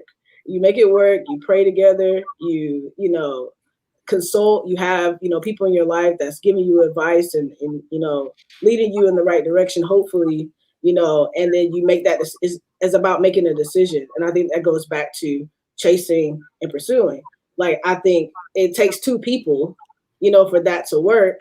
But then I think ultimately it does, you know, the man is ultimately deciding to have that clear communication. Because for me, I think just growing up in the church and, you know, coming through campus and things like that, it always seemed like women had no word. It's like until he says he likes you, then he doesn't like you. But then it's like, but what are the conversations that we have outside of that? Because this brother is taking me on a date every Saturday. So what does that mean? I can't have a conversation about, you know, that's what it seemed like. It seemed like it was very just like, until the brother said they like you, and then it's like, well, he took me on a date every Saturday, but now he's dating this other sister, and now I'm confused as to like, was he, you know, it was just a very confusing time with the encouragement dates and stuff like that. And I feel like I took it upon myself. It's like, you know what, I'm gonna just have honest conversations. I'm an adult, like, hey, what's going on? Like, okay, we doing this, we're doing that. Is this, is this that? Like, what are your intentions at this point? Because yeah, I don't want to go on a roller coaster of emotions and trying to wait for you to communicate to me if you are trying to pursue me. But, you know, and it's not just the dates too. We're having intentional conversations outside of that. We're talking more, you know, we're talking a lot throughout the week. So it's like, at that point, I'm asking the questions like, okay, because I don't want to go on this emotional roller coaster with you and you not being clear in your communication about what's going on. And the thing is also is that whether this guy ends up being for you or not, I feel like if you are, whatever the encouragement date is, whether it's just a regular Saturday with somebody or somebody you have intentions with, you have to be in the mode as a man of communicating, you know, what's going on here. So, you know, yes, that's great, Mel, that you are being intentional with your conversation, but I would encourage guys as well. You know, if you're getting to know this person that you're spending time with, I feel like that would come out as far as, okay, what are my dating intentions as of now? You know, like we're living life. This is a big stage in life, a dating process, you know, no matter how old you are, dating is important. So if you are on a date, I mean, what are we talking about on these dates? Yeah. You know, what are we talking about? You know, you are spending a time intentionally with another person. Okay, so talk about that, discuss that, you know what I mean, and where you are with it. And I'm pretty sure if you're having candid conversation, not anything that's leading people on, of course, like Noah said. And I feel like dating does have speeds. I think me and my wife's relationship is proof of that as well. You know, we kind of did things in stages and we benefited from that because we weren't all up under each other from day one. You know what I mean? I had been in a relationship like that previously and it ended up, you know, you end up burning out. But, you know, yeah, like what are we talking about? Even like if it's a date, like what are we talking about? Like, do we know anybody? What's up? I said, Mr. Marks, what you got to say, man? Yeah. Oh, okay. I see you over there. You know what I'm saying? I was like, hey, man, say it. Listen, I've been in here waiting for my time to double dutch. Like I was waiting for that moment. My bad. y'all had things going. I didn't want to break anybody's, you know, stride or anything like that. So I didn't want to cut anybody off. But I got a lot to say. Yeah. So first and foremost, we underestimate how many people are not taught how to have relationships. And I'm not just talking about I'm a guy who wants to be married one day. I'm talking about friendships, right? And to really communicate with someone else, another human being, period, right? So us coming up, I know especially for me, if I'm not taught how to date, I got to find somewhere else to learn that, right? So I'm picking it up. I'm picking it up in Corey Matthews from Boy Meets World. I'm picking it up from Steve Urkel in Family Matters. I'm picking it up from, the guys that I'm seeing at school. I'm picking it up from the movies that I'm watching, right? Yeah. And if no one's teaching me, that's my form of education. And if what I see is I ain't got to talk to them, I just got to go grab their hand and say, all right, we together now, then that's typically what I'm going to do, right? And it breeds this very dangerous situation, because if you pair that with the this social media era, right? And this sense of access, the thought process was social media was supposed to keep us connected to other people, right? But with things like Tinder and Bumble and what are all the other things, eHarmony, all these things, it whether intentionally or not, it creates this idea that there's somewhere I can find that perfect person for me, right? Especially with the conditioning we get from the movies, it's like, oh, when you you'll just know in the moment, right? And it's so when you come up and you meet somebody, you try to have a conversation and it feels weird, then you're like, all right, cool, I'm gonna go back to Tinder, I'll go find somebody else. It's not a big deal, right? And additionally, I got so many thoughts and I lost some of them along the way. But I think a lot of people also struggle to realize that this concept of growth comes from a point of privilege, right? For a lot of people, what they have to see is that there is a quote unquote next level. There is a reality of me being more or different or better, and accepting that as something that's good for me to actually take the steps to actually be better, right? I think Mela said something about this before, but like, if a guy hits you with the white, what you doing text, and that works for him, why would he stop doing it? I mean, it really just benefits him. And I'm not saying that's the other person's fault, because that's ridiculous, right? Right. But at the end of the day, people tend to do what's best for them, right? Yeah. So when it comes to nowadays, especially if we got a population full of people who are not taught how to be in relations, not taught to be in relationships, not taught to communicate, not taught how to court anybody, and then you give them the out of, just hit them up on Tinder, and once they swipe, then you're good. There's nothing for you to talk about, right? Right. I mean, it's not going to change that way. And sorry if my thoughts are scattered, because I'm thinking about a bunch of different stuff, because now I'm going back and I'm thinking, in growing up, a lot of the messaging that I received came from this idea that relationships were just going to happen at some point, right?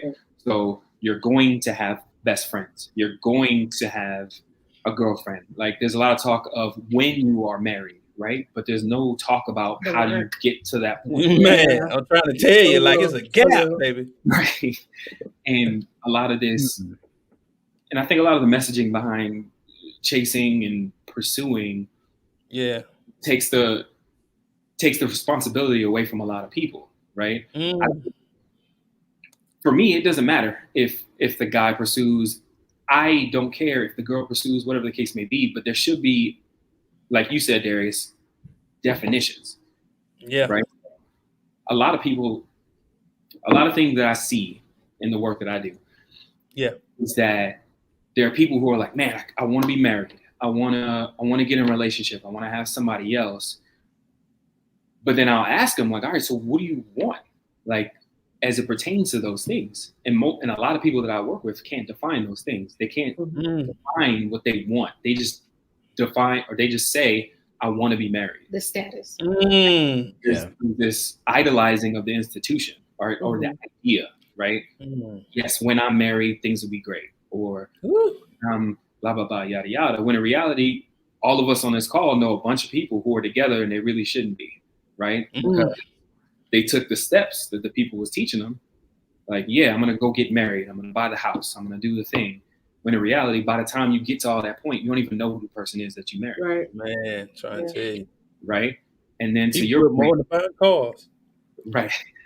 And to your point, Stevie, I mean, I don't have a problem if somebody says they're shout out to whoever that was that said that. But I don't have a problem with somebody saying their baseline is Papados, right? I don't have a problem with somebody saying their baseline is the Sundial restaurant, right? I don't have a problem with their baseline is American Deli, right? Because at the end of the day, there's somebody that wants that too. Okay. Right? But I think there are a lot of people doing this anxious risk assessment, right? So it's like, I had somebody the other day where it was like, yeah, I've been texting this dude for a certain amount of time, and then he went somewhere and he wasn't texting me as much. So now I'm contemplating not seeing him anymore because he's not texting me as much as I wanted him to. And I'm like, okay, but what if he's busy? And they froze for a second and was like, well, yeah, but, and it's like, what's the problem? Like, I don't understand. But then I ask them, hey, did you talk to them about, hey, how about we text each other every day at a certain frequency? And then they'll say, oh, no, I wouldn't tell them that. I don't want to scare them off. But then it's like, okay, but if you can't talk to them about who you are and what you want, then why do you want to be in a relationship with them? Yeah, it's like you're trying to trick them. Yeah. You know, this. That's the thing. That's dating, right? The idea is I'm going to rent that car and I'm going to look nice because I want to trap that person or I want to attract that particular type of person, right? And then once they get there, then it's like, oh, I'm good because I got them now. And it's like, oh, that's not how that works. I was telling Alex this the other day. It's like, I would like to believe that when we first got together or first knew each other, there was a spark, there was an attraction, that was great, right? But even now, we're still courting each other. We're still changing. We're still growing. We're still evolving. There's still an effort that has to happen because it's not,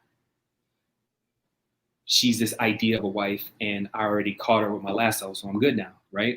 It's, I'm trying to keep this person around. We're a partnership. We're supposed to be each other, you know, accountable for these things, right? There are times where maybe there's a thing that takes you outside of your comfort zone, but the idea is you're in a relationship. You can't just do the things you want to do. That's it. And there's a lot of people who feel like, oh, well, I wore the clothes, I bought the things, I paid for this and that. I don't understand why people keep asking me questions about doing more stuff. Wow, that's crazy. deep. That's deep, man. And it's so, I mean, that's crazy. Oh, go ahead, Darius. I was about to say that's why your grandparents had families on the other side of town. Because let's keep it real. You know what I'm saying? Because a lot of y'all talking about, oh, relationships like they had back in the day. Them relationships was terrible because they didn't communicate. They didn't share no conversation between each other. You just saw that they was around each other, tolerating. You didn't see them relating. You know what I'm saying? So it's a difference. So don't call back to the past which you've had a blind view of. You know what I'm saying? Because that stuff went real when you think about it, man. Because it's like even I think about my grandparents and stuff like that, you know what I'm saying? Like I was like how they interacted because that's the reason why I wasn't even in no rush to get married. Because I tell people, you guys, my brother, anybody that knew me, my mom was like, man, I ain't even know you were gonna get married for real. Stay out here, you know what I'm saying? Because like I told him, like, man, why would I do something I don't know how to do?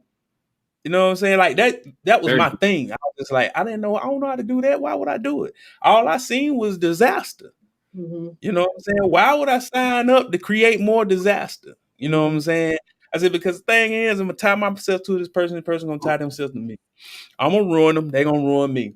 Now we probably got a kid or something like that. And I got to try to find my way to be in this kid life where I'm not disrespecting the mother of my child and stuff like that. I don't want to do that. I ain't even do that back and forth, man. I'd rather just stay out here doing what I'm doing. Until I learn, you know what I'm saying? Because I had to learn and it had to come through people that I ain't even know I was going to meet for real. You know what I'm saying? Like, but once I met them, I asked questions and I observed that people have arguments. I observed that people, because a lot of people get that Walt Disney view that, oh, you just love each other forever. And you don't. You know what I'm saying? Sometimes it get hard.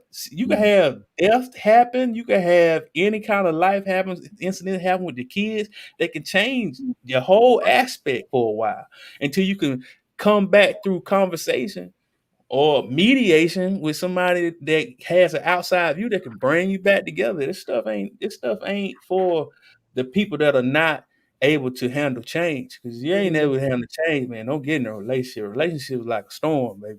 Yeah. It be good sometimes. You get in the eye of it, you chilling, everything look good, but then you come on that other side of it, when you smack you upside the face 100 miles per hour, now you looking back at your butt. That's like, you know, what all of you have kind of said, like Stevie and Corey. And I mean, the concept is that you need to not be afraid of the problems and the possible hurt. And I think that's a big thing with this generation now. They don't want to put forth that kind of intentionality and effort because they, like Darius just said, they've seen so much disaster on the relationship front. They're like, my parents are divorced. I come from this blended family. My grandparents, you know, were a mess. And even now with some of their married counterparts, they see effort. Mm-hmm. They see effort and they're like, well, that's not perfect. I don't want to do that. And it's like, oh, okay, you don't understand what a relationship is. A relationship just isn't the happy times and the Instagram photos and, you know, the wedding. Right. Yeah. It's not just those things. It is literally, what do you do when, you know, maybe your worst fears realized in your marriage? How are you going to work that out? You know? Like, it's not what they think. And since it's not what they think, they're scared to put in the effort. That's right. It.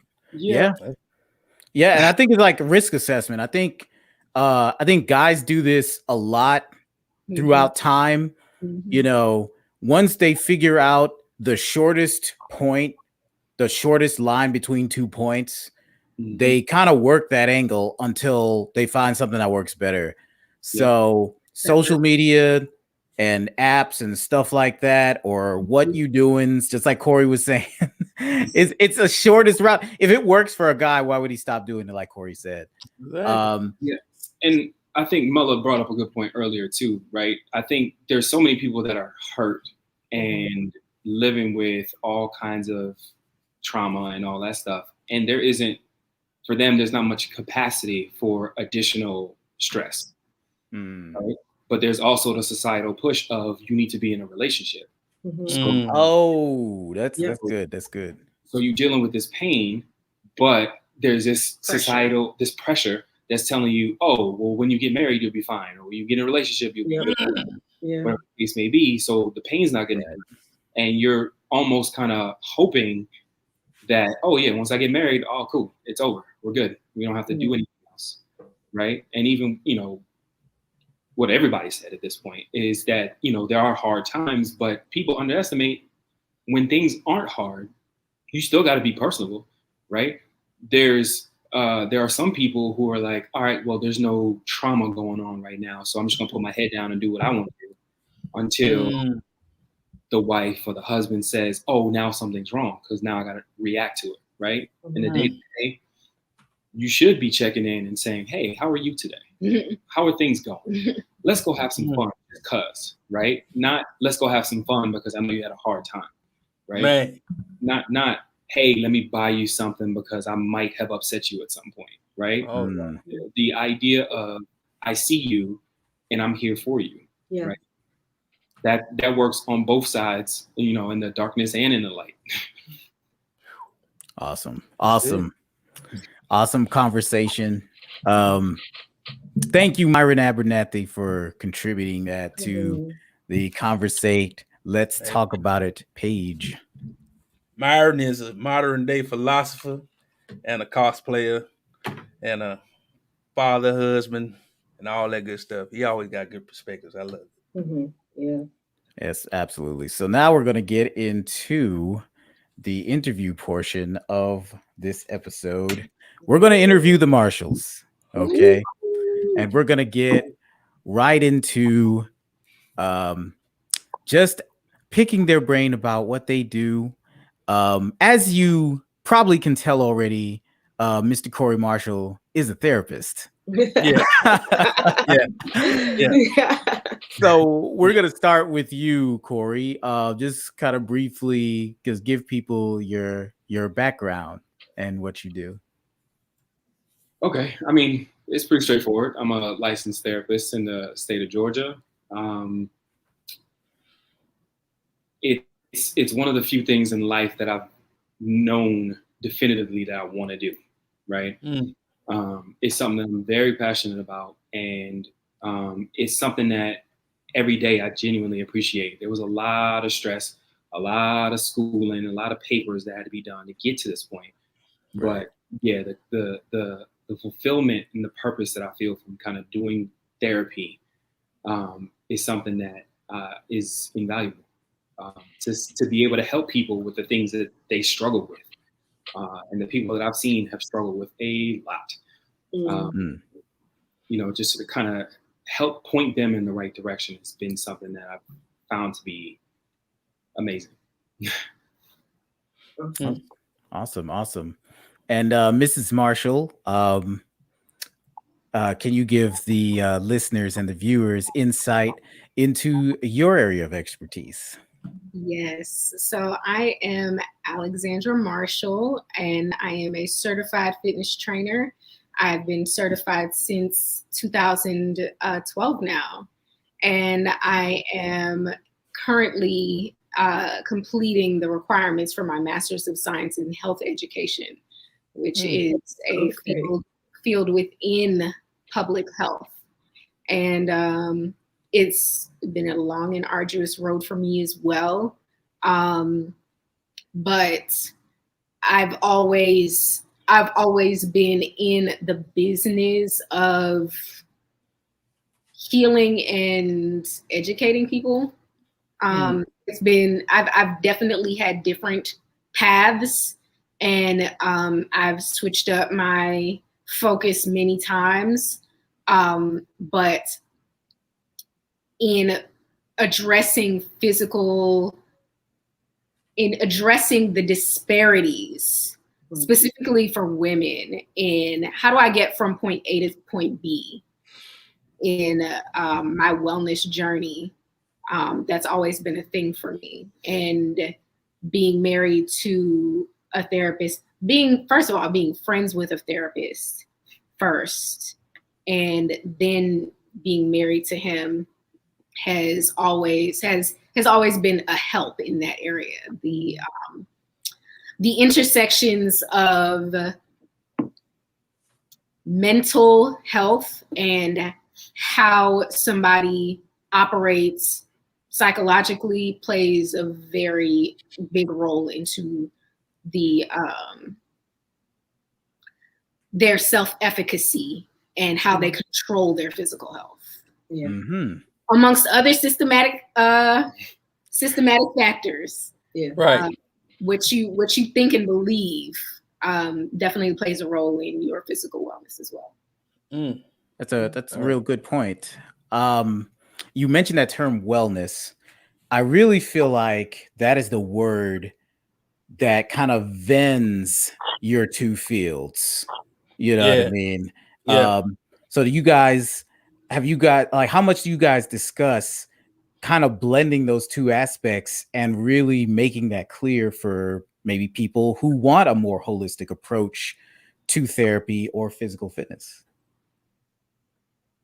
So we've been talking about this since the beginning, since, like I said, before we were married. We've discussed this, and through our undergraduate careers, we've always discussed what we're studying in school, what those things look like, the intersectionality of not only the grand focus of our fields, but very specific aspects of particularly the Black community and the health disparities that we experience, mental and physical. Those have always been on our minds, and increasingly so as we've built a family, because now we got even more people to think about, you know? Right. So yes, it's always been a discussion for us, and the merging of that has come about in multiple discussions and situations. One thing that was always not only a topic but an interest of ours is the integration of, how do you explain this? The cinema therapy. Okay. One of the things I was thinking about was how movies and media can be incorporated into actual therapy. So in a lot of cases, we tend to watch movies when we feel a certain way, right? And it's often because either it's a distraction or if it's something you're looking for some degree of insight, right?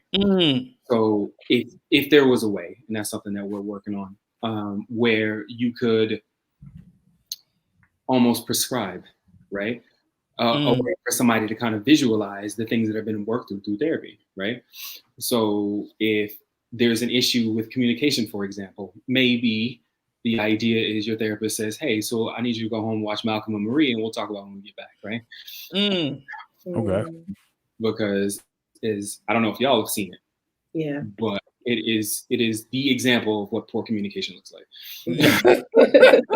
Yes. most definitely. Right?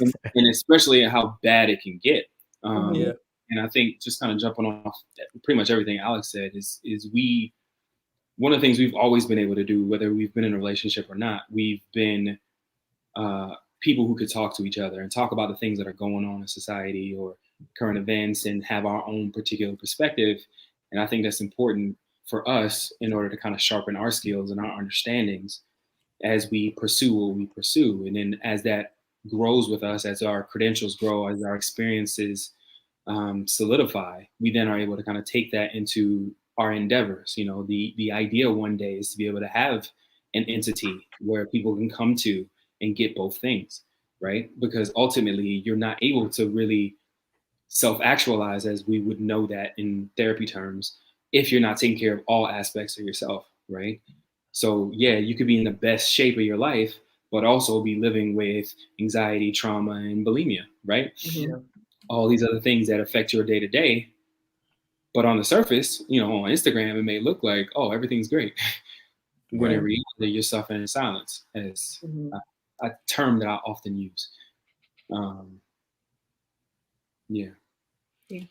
I like what you said about the cinematography type thing, because that's one thing that I noticed. It's one particular movie that I will watch, and I pretty much know it by heart now because it gives me a state of like happiness and bliss. You know what I'm saying? It kind of like clears my mind, and that's like Forrest Gump. I know that's a crazy movie, but no, it's one of the best movies of all time. It's like her. That's my favorite movie. You can ask my wife. I can quote that movie from beginning to end.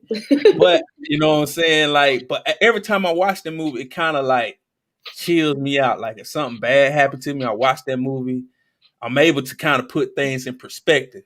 You know what I'm saying? Because the way he put things in perspective in the movie allows me to kind of like track it in my mind, like, all right, man, things might not be as hard as they can be, but you know what I'm saying? I can actually start seeing the silver lining in the clouds and stuff like that through that movie. And I think that's an interesting concept to explore. You know what I'm saying? Yeah, like, absolutely. Yeah, because I think that works in so many ways.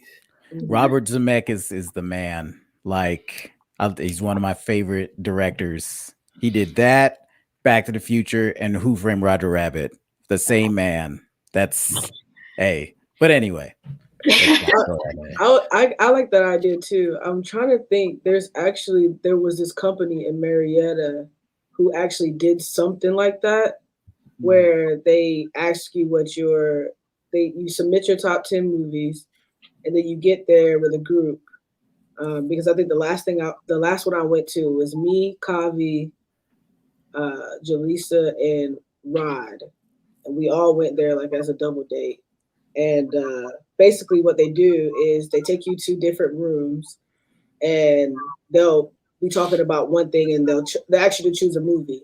and then they'll be specific. Those focus on a specific topic regarding that movie. Like what character stood out to you, whatever the case may be. So you go through each room, and at the end, you like reveal like all the things that you kind of learned through that movie that pertain to certain areas in your life. And it was almost therapeutic in a way, but that wasn't like, I don't think that was the reasoning for it, but it was definitely like, oh wow, like there was some amazing things that I realized about myself that I kind of, when I'm feeling a certain way, there's certain movies that I watch, but like for specific things, sometimes it's like, well, I know that I'm not going to expect anything new because I know what's going to happen next. So it kind of decreases the anxiety of like, what's going to happen? I'm on edge, should I die? It's like, no, I already know the movie. I've seen it so many times. So now it's like, I'm watching something I already know, and I don't have to really worry about the anxiousness because that's what I'm dealing with in reality. But I don't know if they're even still running or not, but I definitely feel like it's something that should be integrated into therapy because people watch movies and we relate to so many different things within movies that sometimes we don't even realize until it's actually brought to our attention, the things that we even try to escape. Which kind of brings me back to when you were talking about disparities. I would love to really kind of, pick your brain about what specific disparities that you had to, face and overcome or still fight through when it came to wellness and, physical fitness. So one specific area that continuously comes up with myself, my clients, people that I know, just conversationally, specifically women of color, Black women, Latinx women, indigenous women, is this systemic body dysmorphia that we experience. And it's a very culturally specific thing, women of color, because for generations, for centuries, we were told that we were not the subject of beauty within the cultures that we've been raised in. We were told that we were not the subject of beauty, that we were always trying to attain somebody else's beauty. And very specifically with our generation, I believe, and, of course, like with all things in this day and age, social media plays a very specific role in this phenomenon. We are trying to reclaim an appropriated version of an appropriated and capitalized version of our own bodies. We're trying to work our butts off, literally and figuratively, to embody this made up version of who we are, who we actually in real life are. Yeah. And it's been stolen and repackaged and sold to us, and it's a struggle because so many of us actually look like that and don't realize it. So many of us, are striving for it, and this is something that I went through about 10 years ago. Very specifically, I went through it about 10 years ago, my first couple of years in my Air Force enlistment, when fitness was a required part of my job description. And that's how I became a fitness trainer, through my Air Force enlistment. My first couple of years, I could not pass a PT test adequately. I was barely passing. And within the Air Force regulations, if you fail a PT test, then you have 2 attempts within a year to pass it, or else they discharge you. At the time when I was enlisted, that was the standard. and I was barely passing my PT tests. I couldn't run very well, barely hitting these push-ups, barely hitting the sit-ups. And one of the most, there's not really another way for me to say this, but one of the most racist standards within the military is the waist circumference measurement that helps calculate your BMI. You could have somebody fit as a fiddle, running under their required time, doing these push-ups, doing these sit-ups, and because of their frame, take somebody like myself who is 5'2", and a very curvy, muscular build. My waist circumference might not pass the needed score for a fitness exam. They want you to be a very specific, not performance standard, but also size. And so that's one of the things that highly affected me, because you can pass all these other scores, and if you don't pass this section, you fail your PT test. Wow. So that was something that kind of came into my mind very early, and I joined the Air Force at 21. And I was officially an adult and on my own, really and truly, for the first time at that point. And so I became hyper aware of my waist size and the rest of my proportions, and it was not healthy. That has kind of carried on, but I have eventually learned healthy methods of achieving specific goals for myself.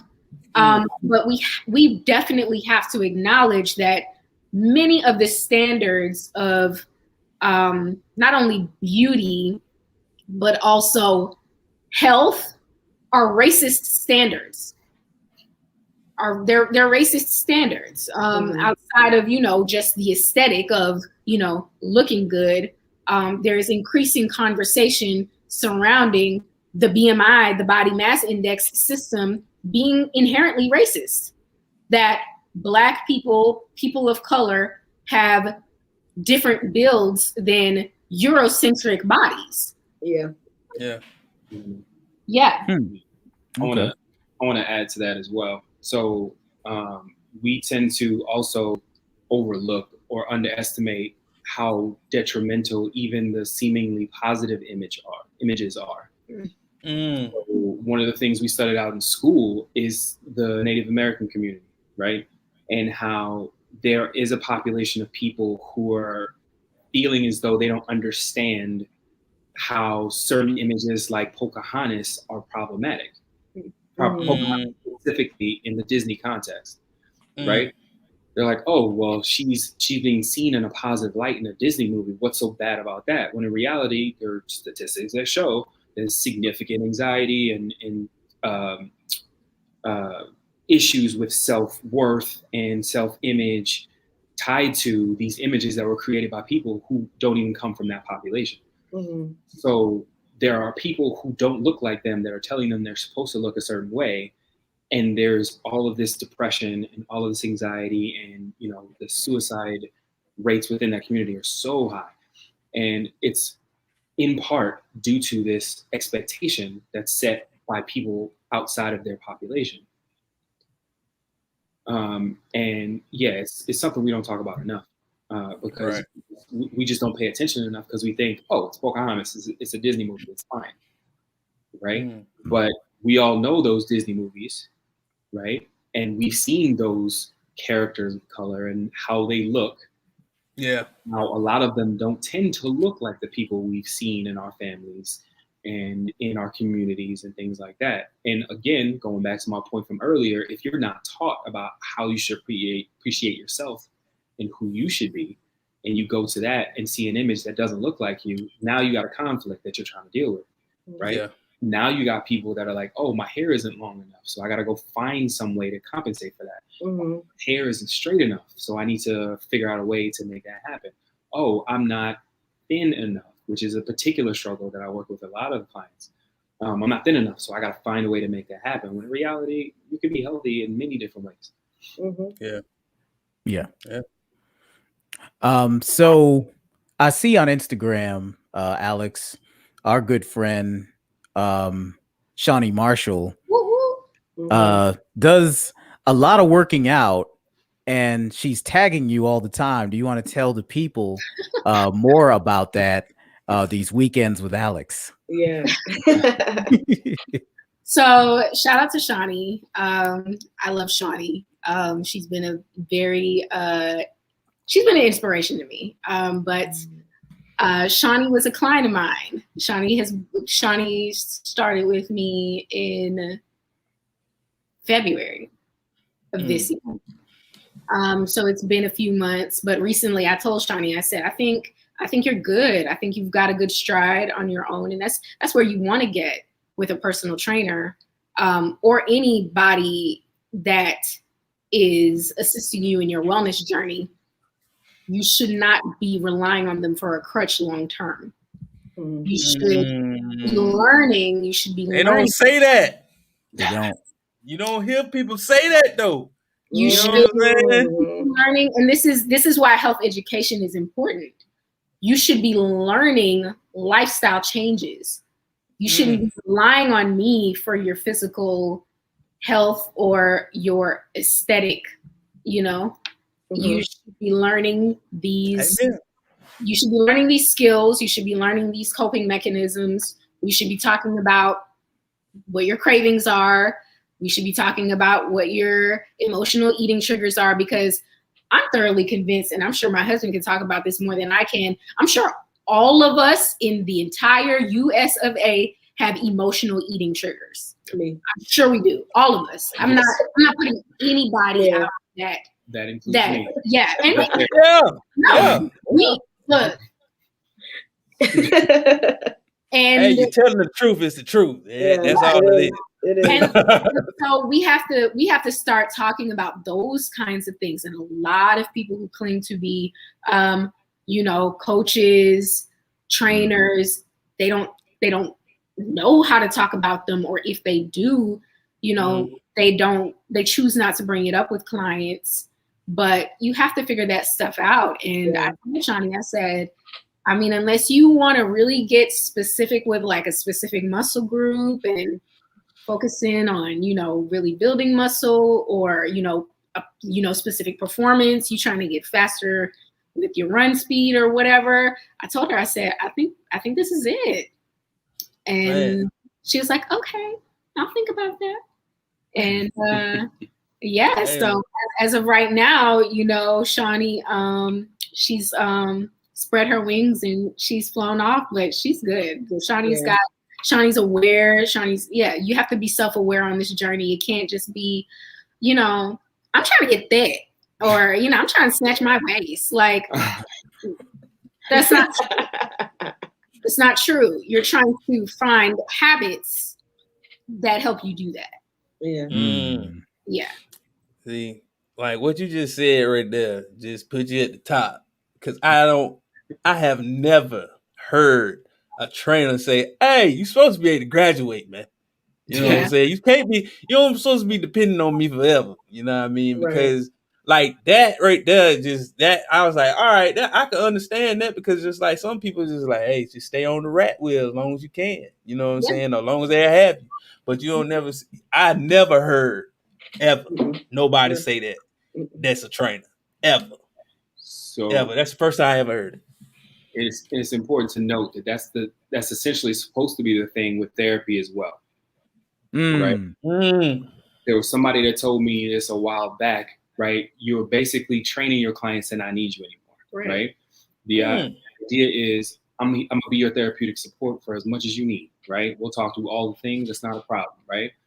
If it takes years, then it takes years, right? But I shouldn't be somebody that you just keep on retainer just because you're lonely or whatever the case may be, right? We should towards something. Yep. Yeah. Right. I ain't never heard therapists say that either, man. Y'all breaking down walls today. Yeah, and it's and quite frankly, it's also part of our code of ethics as well, right? The idea is we're not supposed to continue working with somebody just because they're paying you, right? That part. The idea is we're working towards something until there isn't a need, or even better, until I can't be of service to you anymore. And what I mean by that is I can be a therapist who helps you get to a certain point, and then you might outgrow me. Right? You might outgrow me and need another therapist to work with you even further on the things that you're working on. And that's fine too. Yeah. And that's how it should be. But that's not always it. Certain people are like, oh, you keep that money coming in, I'll give you whatever you want. Right. Exactly. Wow. That's capitalism at work right there. Wow.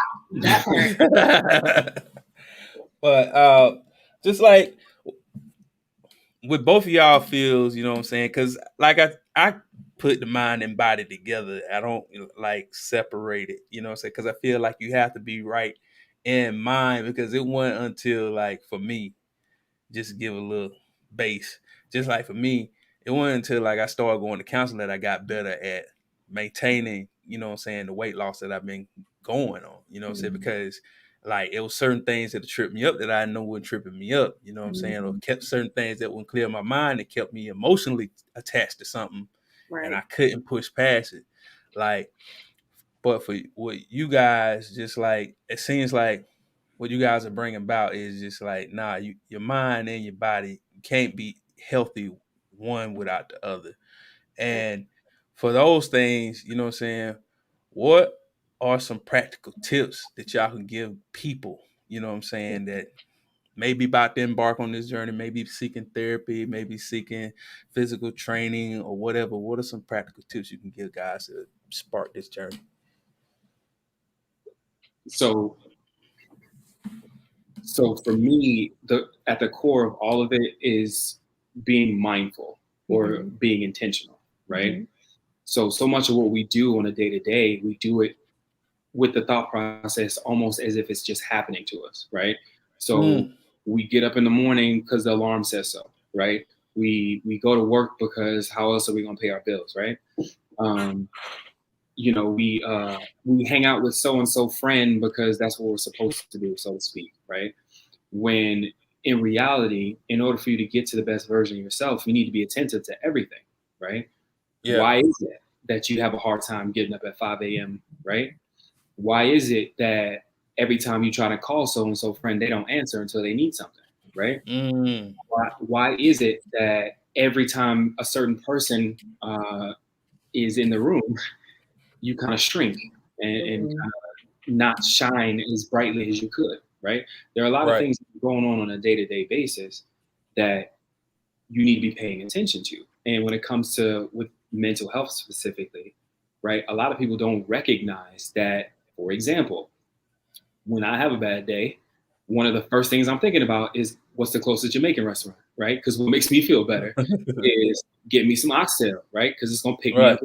Not because it's just the greatest dish on earth, but it's simply, it reminds me of childhood. It reminds me of family gatherings. It reminds me of happier time. But again, if you're not attentive to those things, it's just a mindless thing that you continue on, which then leads to diabetes, which leads to you getting out of shape, what leads to you depression, right? All kinds of other things. And I think the best discipline that you can have when it comes to mental health and with physical wellness is just being mindful, right? There are people, I don't want people to think that you have to do everything on your own. And that's a cultural thing that we've been conditioned to believe, right? If you're attentive to the fact that, you know what, when I go to work, I feel miserable, right? Let's say you try to talk to your friends that didn't work. It's okay for you to recognize, you know what, maybe I need to call somebody, right? Because friends are not professionally prepared to have this conversation with me. And they got stuff going on too. And then they also got stuff going on, right? So you may put so much pressure on your friends to be your therapist when in reality, your therapist should be a therapist. Like that's how that should be until you don't need that therapist anymore. And I will definitely just piggyback right off of that and say with intentionality with physical wellness, I think a lot of us have it backwards. A lot of us look at our aesthetic and say, do I want to change this or not? Yeah.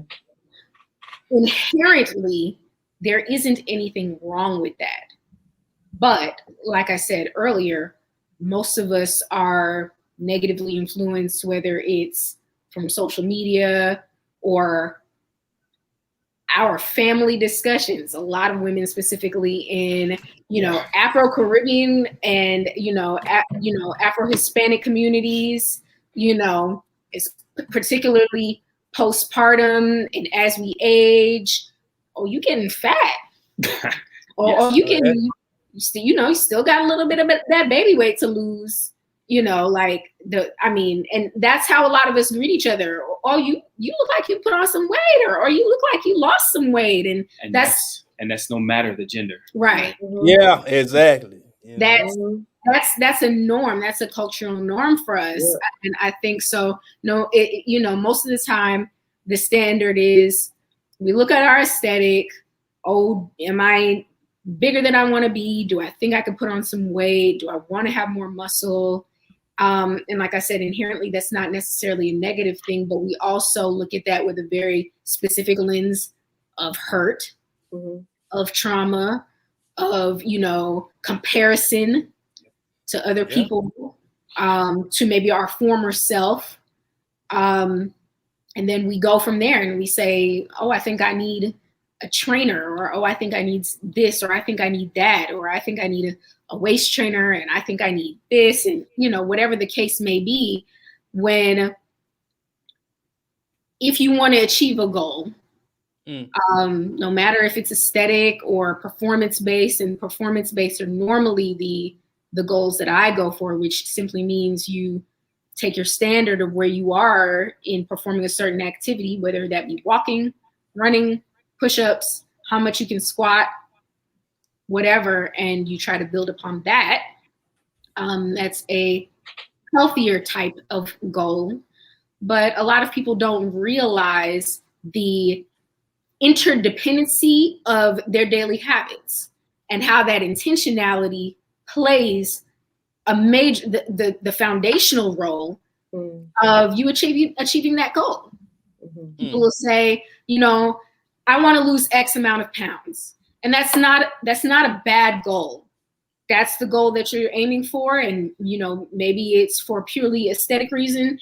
Maybe you're on the other end of the spectrum and it's medically advised, whatever the case may be. But you have to have a healthy and practical approach to achieve that goal. That spans from everything from, a realistic and achievable time frame to taking a sober look at your lifestyle and assessing all the areas that need to change, including, what time I go to bed, what time I wake up, my emotional triggers, what makes me want to eat this entire pint of ice cream in one sitting, what makes me want to drink, which is a big factor for a lot of us retaining and gaining weight. What makes me want to smoke a cigarette, what makes me want to eat, this red meat, and I mean, everything from the portion control to, of course, how active you are on a day-to-day basis, and the intentionality of all of that. So just being very specific, really taking an honest look at how you living, taking an honest look at how you're living. And I mean, journaling is one practical. Journaling is definitely a practical, and you can do that electronically or manually. There are definitely some apps that help you track not only your fitness level, but your food intake and your water intake as well. And then giving you an actual look, a visual of what you're really eating and how often you're moving. And some people will see, wow, like I really don't do anything but walk to my car and walk out of it, you know, like it's you think you're active, but intentionally being active for an adult, that's hard. That's hard in today's society. You have to really be intentional, and I can't really say it any other way. You have to be like, I'm going to plan each day or week out to the T. And we don't have PE class anymore, right? Right. So, right. Ain't no mandatory 50 minutes of exercise no more. Right. And just to kind of piggyback off of some of what you said, I see firsthand how some people, when it comes to their bodies, they're praising the aesthetic part, or their goal when it comes to changing the way they look is solely based on how they look, right? And not what their body can do. Because there's a lot of emotional distress when you are following a certain standard and your body's not doing what that person is doing. When in reality, it's a more practical approach to really assess what do you want to do with that body. Right. There are people who, for me, I hate the gym. I hate going to the gym. I know I can kind of look athletic, but I hate going to the gym. I find it to be boring. I feel like I could be doing so many other things, right? But what has been helpful for me in improving and getting to a space that is mentally healthy for me is setting practical goals. Like, I want to be able to play full court basketball on a regular basis, right? One of the goals is to dunk one more time, right? At least, right?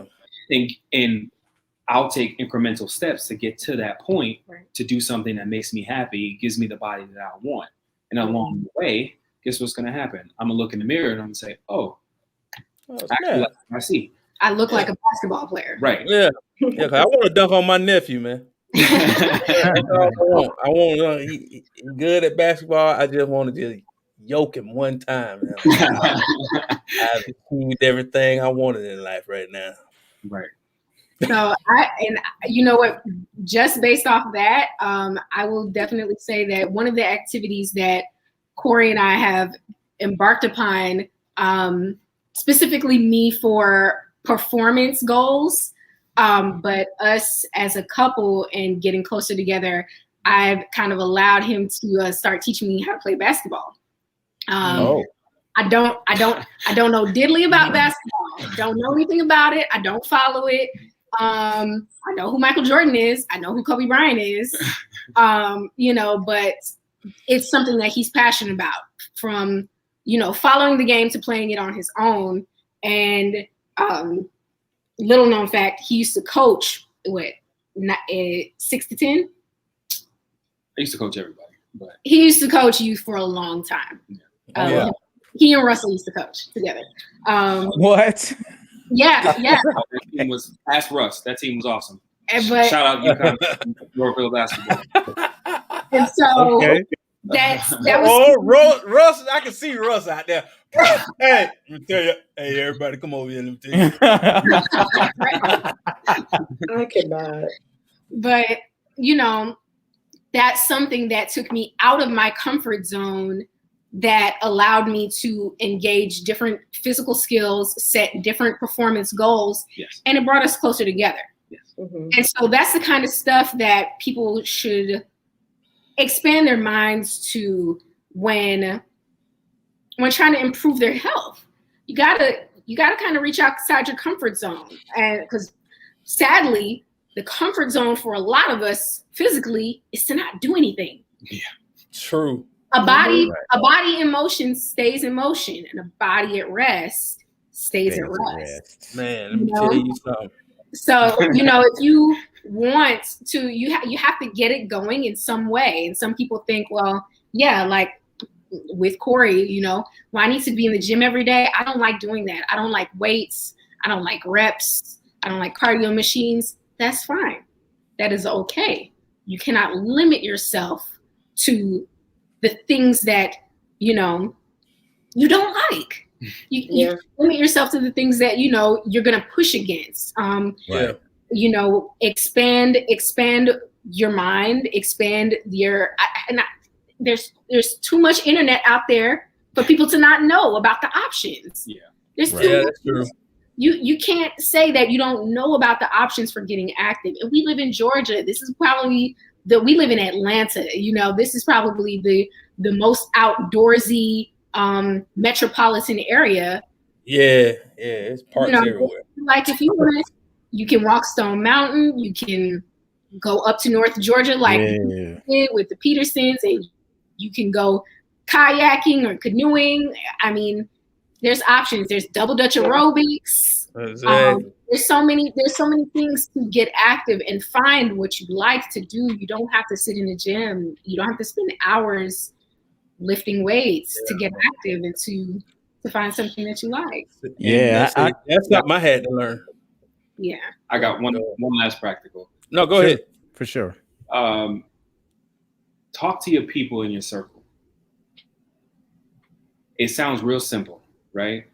But without y'all raising your hands, I'm sure you guys know that person that you play video games with. You know that person that you watch movies with. You know that person that you go to restaurants with, right? Maybe you have that one person that you're open and honest about your fitness challenges, your mental health challenges, but you don't spread that along the group of people that you have, right? Mm-hmm. It's not just friends, but we're talking about family. We're talking about, you know, for a lot of us, our first friends are our cousins, right? Like you got cousins you all hang out with. Yeah. They don't know that you were suicidal 10 years ago, right? They don't know that you were dating somebody because you had attachment issues, right? And you didn't know how to work your way out of that, right? Yeah. You didn't people that there are people who are in relationships and you haven't talked to them in a while, and then you find out, oh, they're getting divorced, and it's like, oh, wait a second. There's a lot of in between that's happening to talk about. Like maybe, you know what I mean? There could be somebody to at least give you some sort of insight, either to how to directly help or indirectly help you, right? Right. Yeah. There's some people who are just not prepared to handle that kind of thing, but they know people. Right. Yes. Mm-hmm. Yeah. Yeah, that's absolutely true. That's true. That's good advice. That's good advice. I didn't know how hard walking was. Walking is a load-bearing exercise. Walking is a load-bearing exercise. Let me tell you something. Because on this 75 hard thing, you know what I'm saying? It's required for you to do one workout outside. And my outside been like walking, trying to get to the point where I actually jogged a mile a couple days ago. I almost died. But you didn't. I didn't, and I did it. I was so happy. You know what I'm saying? I was like, man, I ain't even stopped. I wanted to. I don't even know why I kept going for real. Because you could. Listen. Yeah, but then the beginning, man, we went walking. I like, man, I ain't know walking hurt. Like, how did this hurt? Because I like lifting weights. I like being in the gym. I'm the opposite of you, Corey. I like being in the gym. I like lifting weights. Like seeing how strong I am. But that cold cardio aspect of life, that was a different thing. And I was just like, man, it takes some mental toughness to just want to be out here. It does. Yes. Oh, yeah. And that was rough. And just to quote Jason Morris, you want to celebrate those small victories, right? You know, I know when I was younger and a little less mature, I used to shame people that would just walk to exercise, right? And until I got to a space where that was what helped me get back on track, is at the very least, taking a walk, right? Yep. You know, I don't know who here has done it already, but walking Stone Mountain is not just something you can do. It's not for the faint of heart. Right? You got to put a little effort into it. Up or around. Right? Yeah. That's 5 miles around, right? Yes. Right? Yeah. So, no, that's huge. You were able to jog that mile. Right? Yeah. Continue to set those goals. Right. Cool. Yes, good advice, great practicals, great conversation with the Marshalls. Thank you guys for being on with us. So now it's come to the final thoughts portion of the program. And so we just give a final thought to kind of either summarize what we've already talked about or plug something else really quick. I'm going to start with Mela G because I know she's got to get out of here to watch some Fast 9. with my father. Yeah. No, this was really great. I just want to say that I'm super grateful that I have some very amazing people who are married around me that exemplify an example of like true marriage. I can relate to what Darius was saying. I can relate to what Darius was saying in regards to not really seeing a lot of examples of that growing up. I think a lot of the marriages that I seen, it was just the surface. I didn't see, what was going on behind the scenes. How did it even got there? I didn't even start learning about that stuff until I started asking questions as an adult. Like, how did this all happen? How did you guys meet? What would that relationship look like? And oh, that's not your daughter. Like it's things that I never really thought to ask because it's like it was just my environment. That's what I just taught to see. And I'm just like, well, I don't know. I know I don't want that for myself, but then if I want to get there, where do I learn these things? And I'm just super grateful to be a part of a church who has so many married couples that I can glean from. And they are real at the core. It's no like, oh yeah, we love each other and it's, marriage is great, but there's some challenges. I appreciate, the honesty and that's something that I would encourage, the listeners and the viewers today is that, whatever you desire, I, implore you to, make sure that you're around the people that are already in it, because it just makes sense. They're living that out. And I think, even from, the Cummings and the Pattersons and the Marshalls, like all of you guys came into the kingdom differently. You have the Cummings who were, disciples first, and then they started dating, and then they got engaged and married, as opposed to someone who was already married, coming in and studying the Bible and really seeing how that it redefined their relationship in regards to, who they're becoming in Christ. So I really appreciate those two, perspectives, because a lot of times, like even just for me as a person who, became a disciple in campus, am in the singles ministry currently, prayerfully transitioning to the marriage ministry at some point in life. I do appreciate that I was very intentional about building relationships with married people because those are the things that I desire, and I want to be able to get a realistic view of what that looks like, but also a healthy view. And I think not healthy in the sense of like, oh, everything's perfect and dandy and I get this highlight reel. It's like, no, this is this is hard work. This is intentional work. And I appreciate that. So thank you guys for being on again today and sharing your hearts and the work that you do. You may have another client soon, Alex, because, I think that's one of the biggest things that I'm fighting to overcome with my health is just, these disparities and these negative thoughts that I have and the negative goals that I have in trying to achieve my desired weight or my desired performance goals, if you will. So actually Roxanne was talking to me about you the other day and something about, because we're doing like a walking challenge, walking a mile a day and just pushing each other. And I realized, and I was like, I just feel like it's less about me losing weight now, but just more being disciplined and just consistent. Yeah. So this, you mentioned, you said something about something you said today in regards to just having positive goals. So I'm like, okay, well, maybe it's another confirmation. Just go ahead and just activate this. So but yeah, thank you guys again for sharing your perspective. I really appreciate it. Thank you. Yes. Thank you, Mela. Enjoy your movie. I don't know when you have to split, but it's 6:45, but I'm good. Okay. All right. Cool. I just want to be mindful. We'll go to our special guest next. Final thoughts for Corey and Alex Marshall. Is there something you want to plug or just, summarize? What final thoughts do you have for us? So, I think, my number one is really whatever you want to do, whatever you choose to do it intentionally, right? Don't just let things happen to you. Actually take control of the things going on in your life, right? You only have control when you take control. So it's important for you to stay do your best to be intention, right? There's things you can't control, but you can control how you react to things, right? Yeah, and yeah, come find both of us on social media, right? We're always talking about random things. We're on Instagram, we're on Twitter, we're on Facebook, we're on whatever we need to be for y'all to be able to see what we're trying to tell y'all.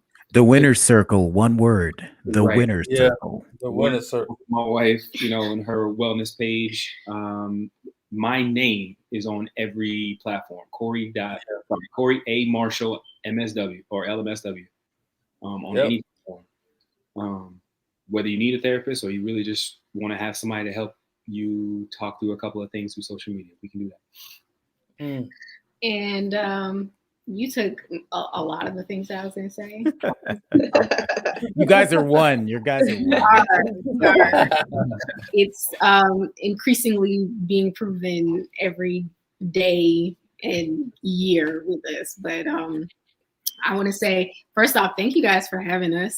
This was really fun. Yes. And I think my last thoughts are pretty much the same as my husband's. You have to have that intentionality with the things that you want to change, whether it be mental or physical, and don't discount the fact that they are intertwined. Even if you want to change the physical, there will be an aspect of how you think, how you perceive yourself that needs to change in order to do that. And I think everybody on this podcast can agree that whatever journey that they've been on, with a physical health and wellness journey, you had to change some aspect of your mindset in order to start doing that and specifically seeing results in that. So be intentional, get a journal, get an app, seek help. And like my husband was saying, be vocal about your intentions. Be vocal about your intentions to people that can help you. And you'll find help. You'll find support in places maybe that you didn't expect. Vocalize those things and don't let fear stop you. Don't let fear stop you. Don't let fear of the unknown stop you. Don't let fear of rejection from people that you want to date or want to pursue a higher level of relationship stop you. Don't let fear of achieving your goals stop you. It's a big thing for a lot of people. Know that, if nothing else, God loves you, and that probably means somebody else out there does too. Yeah. Awesome. Well, awesome. Final thoughts, Stephen Neal. Wow, such a great conversation. It just kind of reminds me of another aspect of my weekend. I walked up Stone Mountain with jealous with Russ and a couple of other friends. Shout out Kevin Lane. Darius is one of Darius's homies as well. And friend of all of ours. And Devontae, shout out to you too, man, for coming on the journey. But that was a real good chance to not only do something fit and close all my little rings here. Rings. But also it was a time of prayer. We got up to the top of the mountain, so found ourselves a little bench rock to sit on, and just really, first of all, we just kind of discussed like where we were at. Like Devontae's getting married pretty soon, so he was picking our brains about certain aspects. We were offering advice, but also we just got to pray about what was on our minds. And that was an environment that we could do that. So, and it was helpful to run those things by each other like that. So, in the name of what you guys were saying, the Marshalls. Find yourself those spaces where releases for those things. You know what I mean? Sometimes some of us are pretty strong in the fact that we keep everything like right here. You know what I mean? And and that can be an admirable quality at times, but other times we need people to talk to. I think we all need people to talk to, certainly at some point. Sure. Yeah. You know what I mean? So, um, so yeah, I think I agree with that, and also just I admit that I do have that problem. Like I will probably focus on more like aesthetic things. I've experienced weight loss at a very rapid rate. You know what I mean? And um, sometimes you can make that your goal, but when you get to a certain point, it's just more going to be about your habits than just okay. I'm just going to drink water and think the weight will just fall off. You know what I mean? So, Right. so yeah. So, um, so yeah, I'm definitely going to, me and my wife, discuss those intentional things. Like, even when it comes to ministry and stuff, like we're working with teenagers now. Like that's where we're at right now. And you really have to kind of break things down and kind of break down preconceptions that you have about doing those things. Like, oh, like how am I going to relate to teenagers? Well, all right, we'll just break it down to, all right, could you talk to them, ask them how their day is going? Did you do that? Or ask them about something they're interested in. Did you do that? And just a bunch of other simple little things that will add up to the meaningful relationship you want with them, and hopefully them seeing the love of God work in your life and them wanting that for themselves. So yeah, man. Good stuff. And as always, I'm just here to plug my creative company. Yes. So I finally have the card like digitally, so I don't have to strain your eyeballs trying to show you. But LXG Creative Company. So I've done some logos and flyers for a couple of podcasts now, and brands that I've been working on with over the summer so far.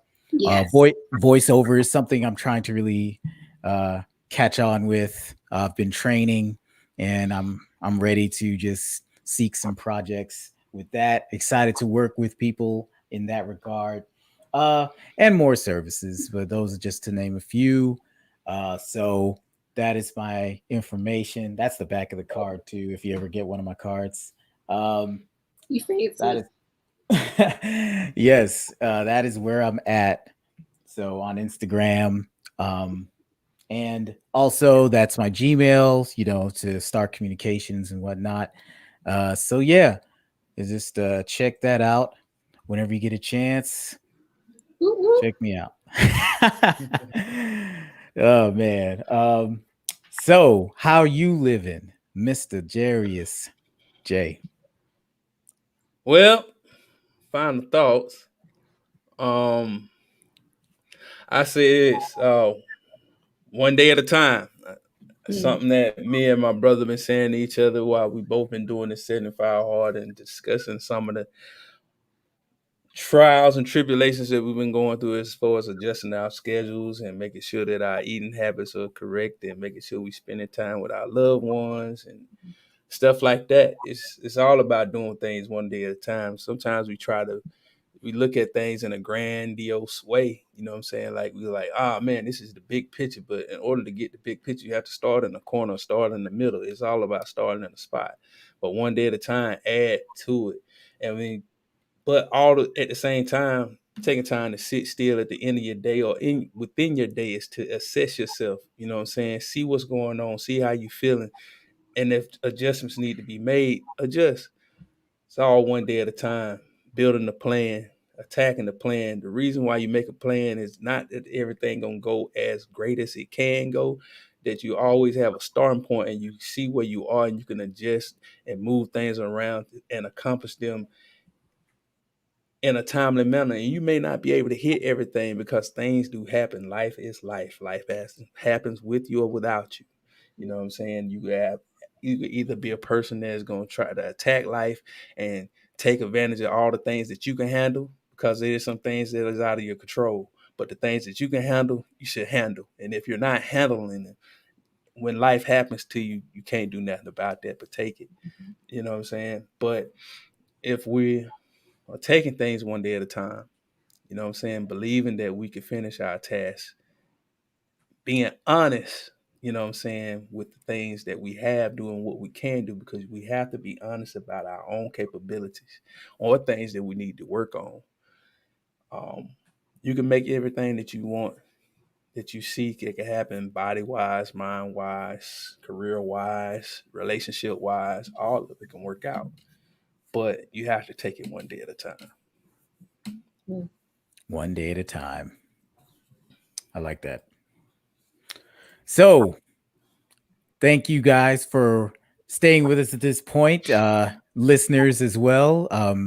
Podcast will be out pretty soon. Once we get it up, you'll be able to listen to this while you're at the gym, or not, or climbing Stone Mountain, or whatever you like to do, or at work, whatever. But now we have an announcement for our next show. Wait, is Mela gone?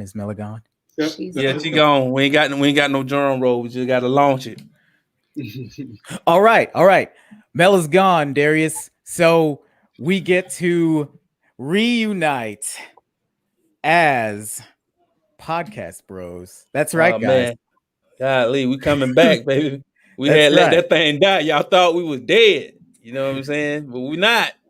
Coming back.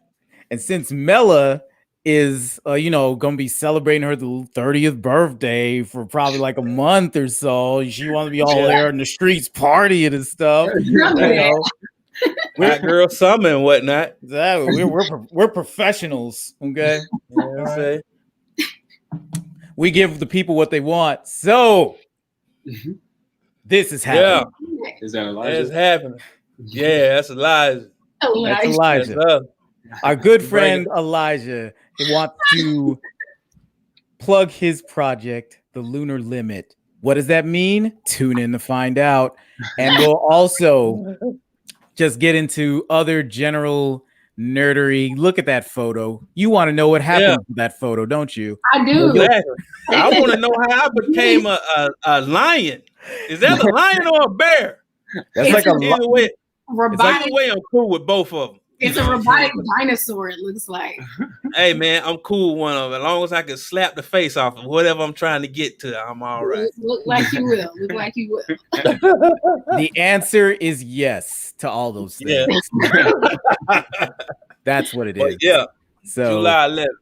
That's right. 2 weeks from very today. Very special episode. Yeah, you know what I'm saying? We're going to be able to chop it up. And yeah, it's going to be a nerdy episode, everybody. If you don't like anime or animation of no sort, it might not be the episode. Just learn. You know what I'm saying? Just hang around. We're going to talk about all kinds of stuff. We're going to vibe out. Mela ain't going to be there, so we'll be able to talk about stuff that's good. Because Mela do not know nothing about anime or none of the sort. So, right. She'll be busy being cool on her 30th birthday. Exactly. Getting bit by sand gnats in Savannah. Oh, Lord. Sand gnats.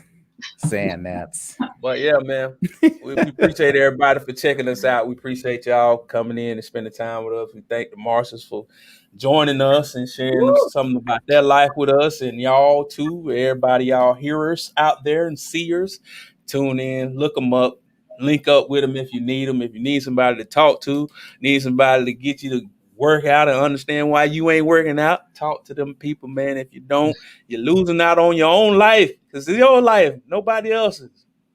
Yeah, exactly. Man, and running with Corey is not a game. I'm just gonna, this guy's about his business too. Just because he's a therapist sitting in chairs, you know what I'm saying? He's about his business as well on the physical side of the game. I know personally. Listen, but most importantly, I enjoy the fellowship through exercise. Most importantly, I enjoy us coming together and playing basketball, or us coming together going to Stone Mountain, that kind of thing. That's what keeps me encouraged and motivated. So anybody trying to go to Stone Mountain, let me know. I'm literally there every week. Cool. Anybody that's in the shadows looking to play basketball, hit me up. Awesome. That Stone Mountain is like my challenge, like for myself, like to be able to just take that. I'm still intimidated by that little hill for some reason. Yeah, I'm gonna get up. But I'm gonna do it one day. I might do it on my birthday. July 31st. I might do it. Ooh, sounds good. Set that day. Ooh, we have that recorded. So you say you're going to do it by July 31st? Is that what you said? Well, okay. You know the power of editing.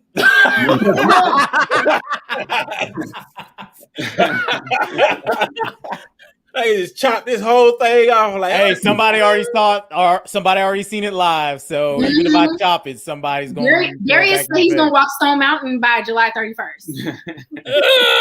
All right, I take that. But you know who to call if you want to do it. But it may be easier to kind of just tackle it in parts, right? Yes. So if you walk a quarter of a mile and then turn around, that's fine too, right? You don't have to get to the apex for you to have succeeded, right? You just got to make the effort. That's all. Start. Gotcha. Yes. Who said they seen it? Don't be scared. Delete that person from the group now.